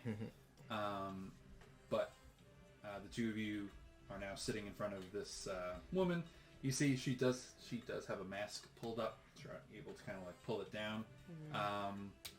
She's, I don't want to say young, like she's a child, but she's probably 22, 23. You see she's got a scar along her cheek, that runs down to her neck. You got another one. She's human, but she looks like she's lived a hard few years. However, the pain of that arrow that struck you in the ribs doesn't make you totally forgive her. Oh yeah, of course. What do you want to do? So, just for me, I'm gonna let B handle this because she's been handling it. So I'm just gonna pass my hand over the blade so that it turns off. Okay. Flick off the blood. Sheath. Okay. And just grab a seat and look at her intently, okay. Well, not B, but Right. Yeah. So you can assist in the intimidations, if you will. Interrogation. Is she still fighting? Does she feel like she's given up? Yeah. She ravenous? What is her current state? Is still sort of fighting the spell, but after a few moments, the spell, because it only lasts a minute. So Yeah. the spell And does... when she's tied up, I'm Right. Okay. Yeah. You drop the spell. You see, she gives the ropes one tug, but realizing she's really tied down, and probably at this point exhausted because she's been spiritually trying to break free. Yeah. She kind of sits there, sort of defeated, and doesn't say anything. Just kind of has her head down. So is this how you welcome all visitors to Vilmar? She goes, "We both know you're not just any old visitor." And she kind of looks up and, how long does your wings last? Just a minute. Okay. Yeah, so they'll probably be gone now. Right. Yeah. But you're not just any visitor. No, this is my home. Is this your home too? She doesn't seem to want to answer that. Now I can...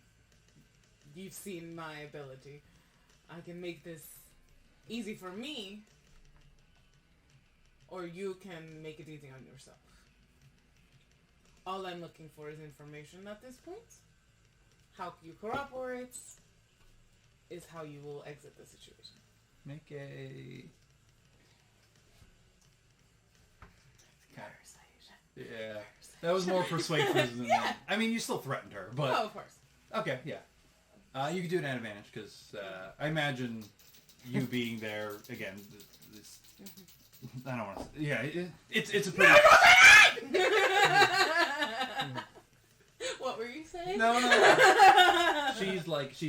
I'm bleeding. She's like frantically looking for a way out, but she's quickly realizing that there really are no ways out. And she goes, I hope you're quick, and I hope you're thorough.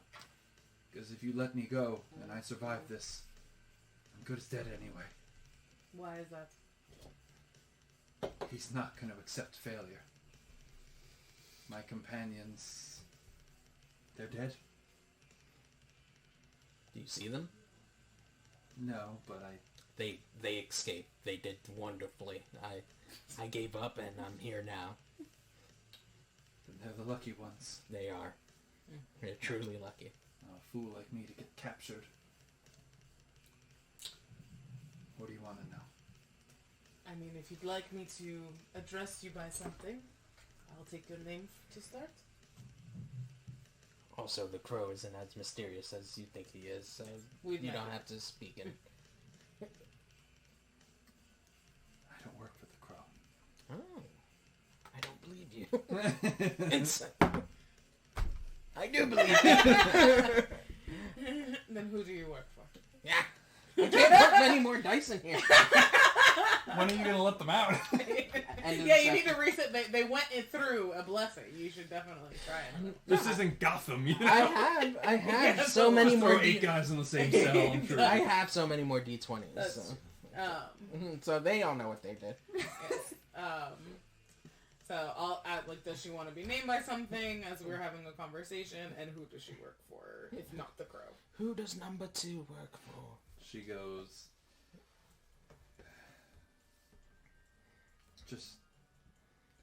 I work for someone who has a particular interest in you two. Okay. Yeah, I heard you were trying all your tricks on us to see which ones was the most effective. Yes, we weren't here to kill you, believe it or not. Oh. And yet, you took on more than you could handle. The task was to engage, test your abilities, and escape to report back.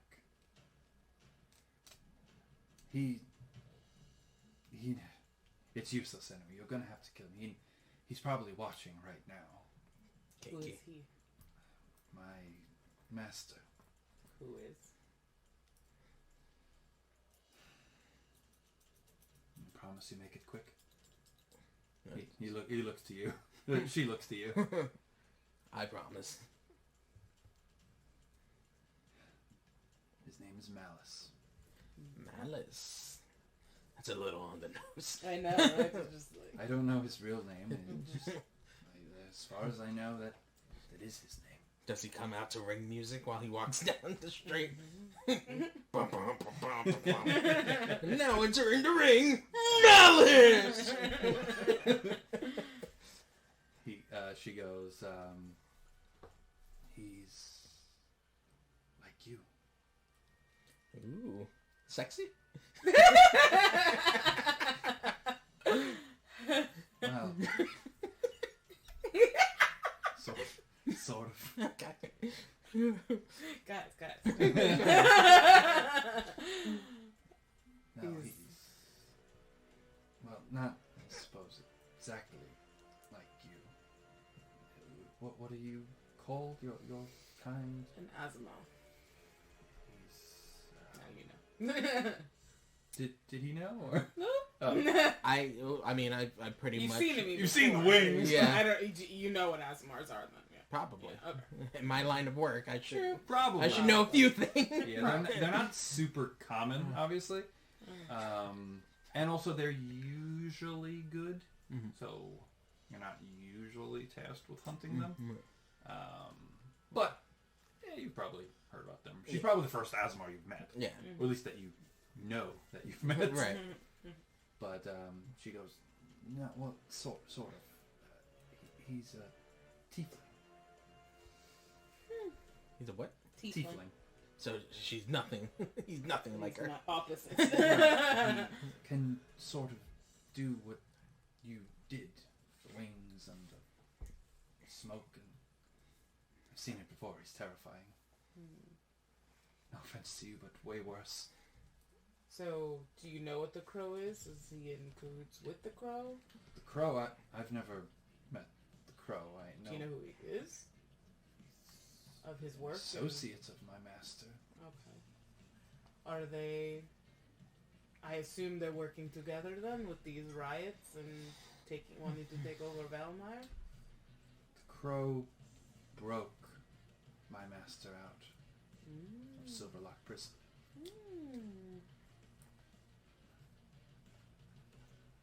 You say master, do you worship him in a biblical or in a religious sense, or do you just follow him because he's very strong? Not him. I worship who he worships.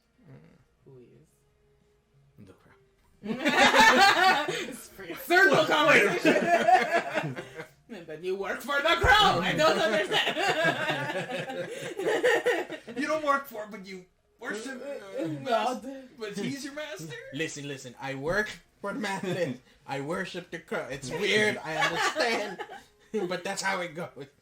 She goes, no, I Little under the table stuff. She goes, I worship no mortal. Nothing like that. I worship Kazak. The Lord of Sin. He has a plan for each and every one of us. They all have plans for each and every one of us. Whether you like it or not, you're part of it. And you're part of it. Hey, you're part of it. This is not the path I thought I was following, but... Do you think this was Kazak's plan? That you get captured, I kill both your friends. Oh, yeah, I killed them, by the way. I figured as much. He likes to play mind games. It's not my place to say or judge. He is a god, after all. Sounds very stupid of you. That's what the simple-minded tell themselves to give themselves reassurance. Kazak will return. I'm sure of it. And you won't live to see him. I don't know if it's coming tomorrow, or in a week, or a month, or 100 years. Or Crescent Moon or something. Yes. Maybe. Is Malice's plan a part of the Crow's plan? Is it the full plan? Is the Crow just manipulating? Don't know this crow from a hole in the wall. Okay. Malice has an interest in you two. That's it. Alright, so... Do you know why? I assume it's who you are, what you are. Okay, so Malice is a tiefling, so he shouldn't be hard to find. But what exactly are we looking for? He's a master of disguising himself. What color is he? Red. When he chooses his form to be shown.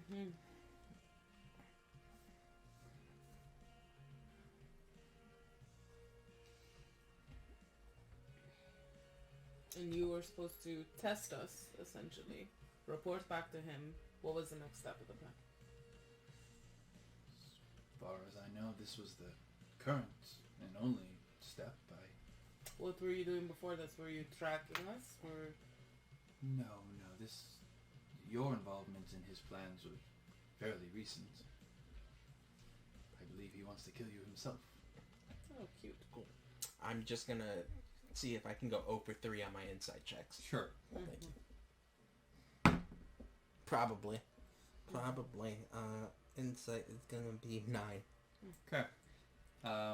Luckily for you, you realize that you're sitting and speaking to someone who has, like, accepted their fate. She's genuine, like, she hopes you kill her quickly. But at this point, she's got, like, nothing to lose, and the damage is already done. Yeah, she got captured. It's over. Yeah. Just warming up the swinging arm. What do you know of the riots in the city? They were planned. I think they had something to do with the crow. He helped my master break out of Silverlock. Asked him to come here. Was he the only one who broke out, or were there others? Two others, I believe. Do you know who they are? Sure she does. Absolutely. And I'm going to tell you After these messages. who the other two people are. You ready? Yep.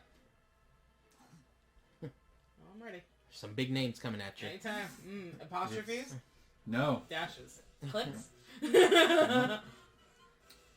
Jeff. I'm joking. Big orc. Oh boy. And Brugo. Big. Brugo? Brugo.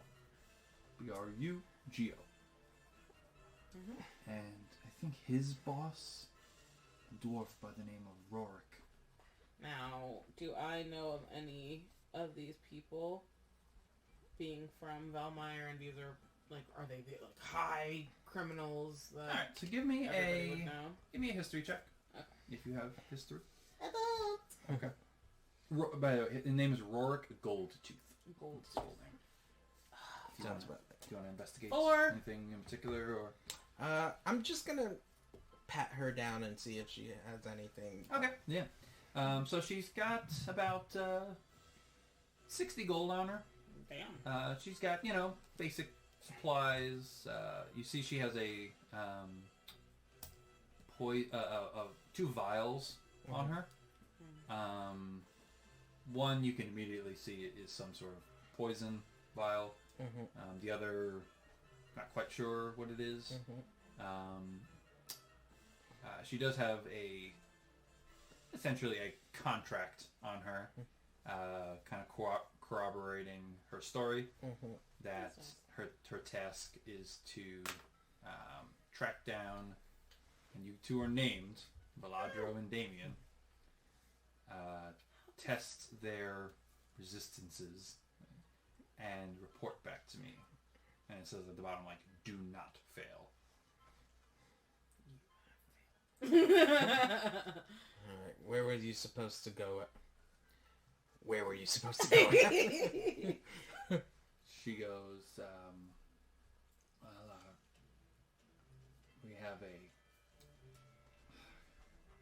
we have a hideout down in the sewers below Valmire. Of course, it had to be in the sewers. But I would not recommend going down there. There are more dangerous people than me down there. Well, I mean, You wouldn't believe the influence Kazakh has on this city. This place drips of greed and vice. I don't. But if you want to walk straight to your dooms, I'm sure Malice would welcome you with open arms. Soon. Soon enough. What did you roll on your... 4. Yeah, Brugo and Rorik. Bad guys broken out of prison. That's all. Yeah. At least they have regular names, like unlike Malice. Like I said, Malice is sort of on the nose, but at least these two have somewhat regular names. There's some of the first bad guys you've dealt with that didn't have like an alias or or a ring name. Right. The Crow, the Gravekeeper. Malice! Malice. So... Sting! Bono! You said that there's a wider plan that he is planning. Or there's something to come? It's just the return of Kazak? Oh, Or yeah. is there actually something? She goes, I am just simple messenger of his will. I do not know Kazak's plans, but I know it will spell fire and smoke and blood for all of Norian. Sorry, I meant Malice's plans. Is Malice's plans to help Kazak come back, or is it something else? Yes. Malice is the head of our... Cult? I was thinking of a different word, but yeah. Religion Our sect. following? Yeah, our following. Your cult? It's a crude word, but yes. Truth is truth. Yes, he is our leader. Alright. Of the entire following? No, here in Belmire, Mm. there are hundreds of us, though. We skulk in every shadow. We have eyes and ears everywhere. Yep. Found you guys in the shadows. This is true. And where we die, others will take our place. And I'll kill them too. Until you won't. But I'll take a lot of you out. It's true. Okay. It pretty much deteriorates into the, no you won't. Yes I won't. You won't. Yes I will. I don't have any more questions. Okay, and I just... Oh, fuck. I don't have any more questions. You see, as you draw your sword and kind of bring it around, she kind of looks up and kind of just like offers you as much of her neck, because like she does not want to survive this. Yeah. She wants to make it as easy. She doesn't want to risk like getting like caught in the jaw, and she essentially puts herself on the executioner's block, brings the sword around, right through the frail neck. Her head lops off and rolls to the side, and you see her body just kind of still tied up, but yeah. But just slouches in the chair. Alright, see if any of the other ones out there have anything to... I love how you're like, I have no more questions. Oh wait, shit. One more thing.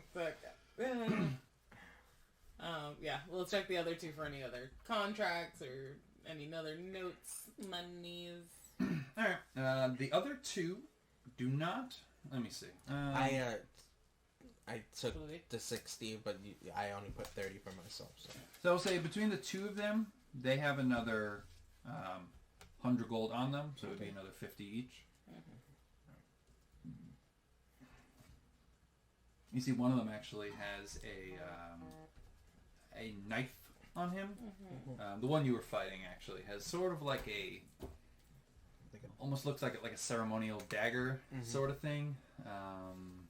Looks like it could be somewhat valuable, or maybe it was just, you know, something, another dagger, if you will. And one of the other ones has like a similar contract, and it looks like the three of them were tasked together. They don't have any other Bring out your dough. any other information other than they gave you a lot. She gave you a lot. Good interrogation, guys. Yes. Good being interrogated. Thanks. Alright, so with that, you guys have killed 3 people, defended yourself. Yeah. But, what do you want to do? Well, you want to go to your church, so we should go. Yeah. Should go there. Does your church have any ability to like scry on someone? Maybe we could try to find Malice. Yeah, Sister Helena did. Yeah. Sister, yeah, and they scried on the objects, Yeah, the relics that you tracked down. So yeah, so they should be able to. One thing I guess to keep in mind, scryer's ability to succeed is usually based on their relation to the person, place, or object. So like she was very familiar with the relics. She may or may not know this person, but they could certainly try. Yeah. And I mean, I can at least give a description.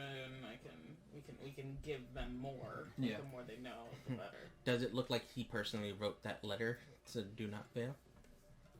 Yeah, I would say they are. Oh, they are. no. Yeah, I'm Ah, sorry. They yeah. are.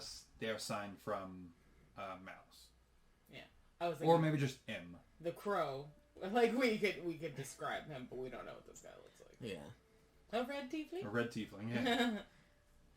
Which, while tieflings aren't super common in Norian in general, They exist.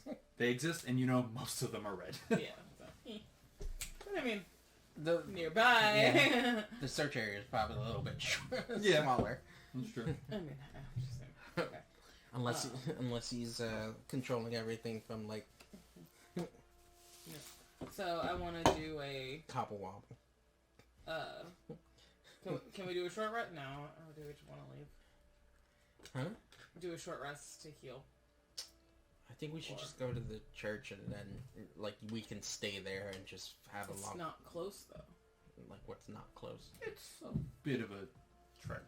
Like a couple hours, right? Maybe an hour or so. I mean, if you ride your horses, you get there quicker. Yeah. Right. Okay. Then I'll just use my healing hands on me and heal myself. Okay. 4? It's my level, right? Healing hand? Yes. Yeah. 4. Yep. 4 hit points. Mm-hmm. Or you can cure... Oh, no, that's paladins. Never mind. I keep getting paladins and Asmar healing mixed up. Helen is a class. Yes. I am a people. Right. Asmar is a people. Yeah. Alright, so with that, you make your way back to give yourself a little rejuvenation. Head back to your temple. And at that point, that's what we're going to call it for tonight. That was good. You've made your way... Did a lot. Yeah, made your way My back. notes today. Made your way back to the city. You learned a hell of a lot. I got a little scrap in at the end, and realized that there is definitely some interest in you two in particular. 2 full pages of notes. Yeah, every good group needs a note taker. If your group has a note taker, you thank them. You buy them a drink or pizza or something because DMs love them. Yes. Like ridiculous amount Yes, of notes. yes. Okay. I have very abbreviated. Yeah, no, you're not. My thing for Malice is Malice, red tiefling asshole. That's it. Red tiefling. I love you write commentary as well. I just wrote. But all right, with that, thank you for joining us. As always, I said in the beginning of the video, but please feel free to like our video, share with your friends, and subscribe to the channel. There will, of course, be a video over a link over Kathy to check in on the next video when the next video comes out. At first, it'll be the first video to bring you back to the beginning, Yes. and then when the next one comes out, it'll be the next one. And then you can click on Rob to subscribe to the channel. Couldn't be easier. Also, again, want to give one more shout out to Hero Forge for our awesome minis. Awesome broken minis. Oops! See how sturdy they are? Yes. Didn't get a chance to try this one out, but soon. But yes, they are an awesome site. And please feel free if you've never heard them. Probably by me saying this, you'll start seeing advertising for them. Because that's how the internet works. So yeah, go check them out. They're great. Other than that, thank you again for joining us. And you could probably tell, but this was actually our first video utilizing our new camera. Our new microphone. Same camera. I think the camera's just fine for now. But if you feel like it's made a big difference, definitely let us know in the comments below. We're trying little by little to make our channel better and better so you guys can enjoy it a little more. And yeah, with that, thanks again, and we shall see you next time. Woo-hoo. Roll it! 11! I always roll like Mid. not great. One day, internet. That natural I'll roll 20. that natural 20 for no reason. Woo. Bye! Alright, time to take these guys out of the Dutch jail. Yes. Jailbreak!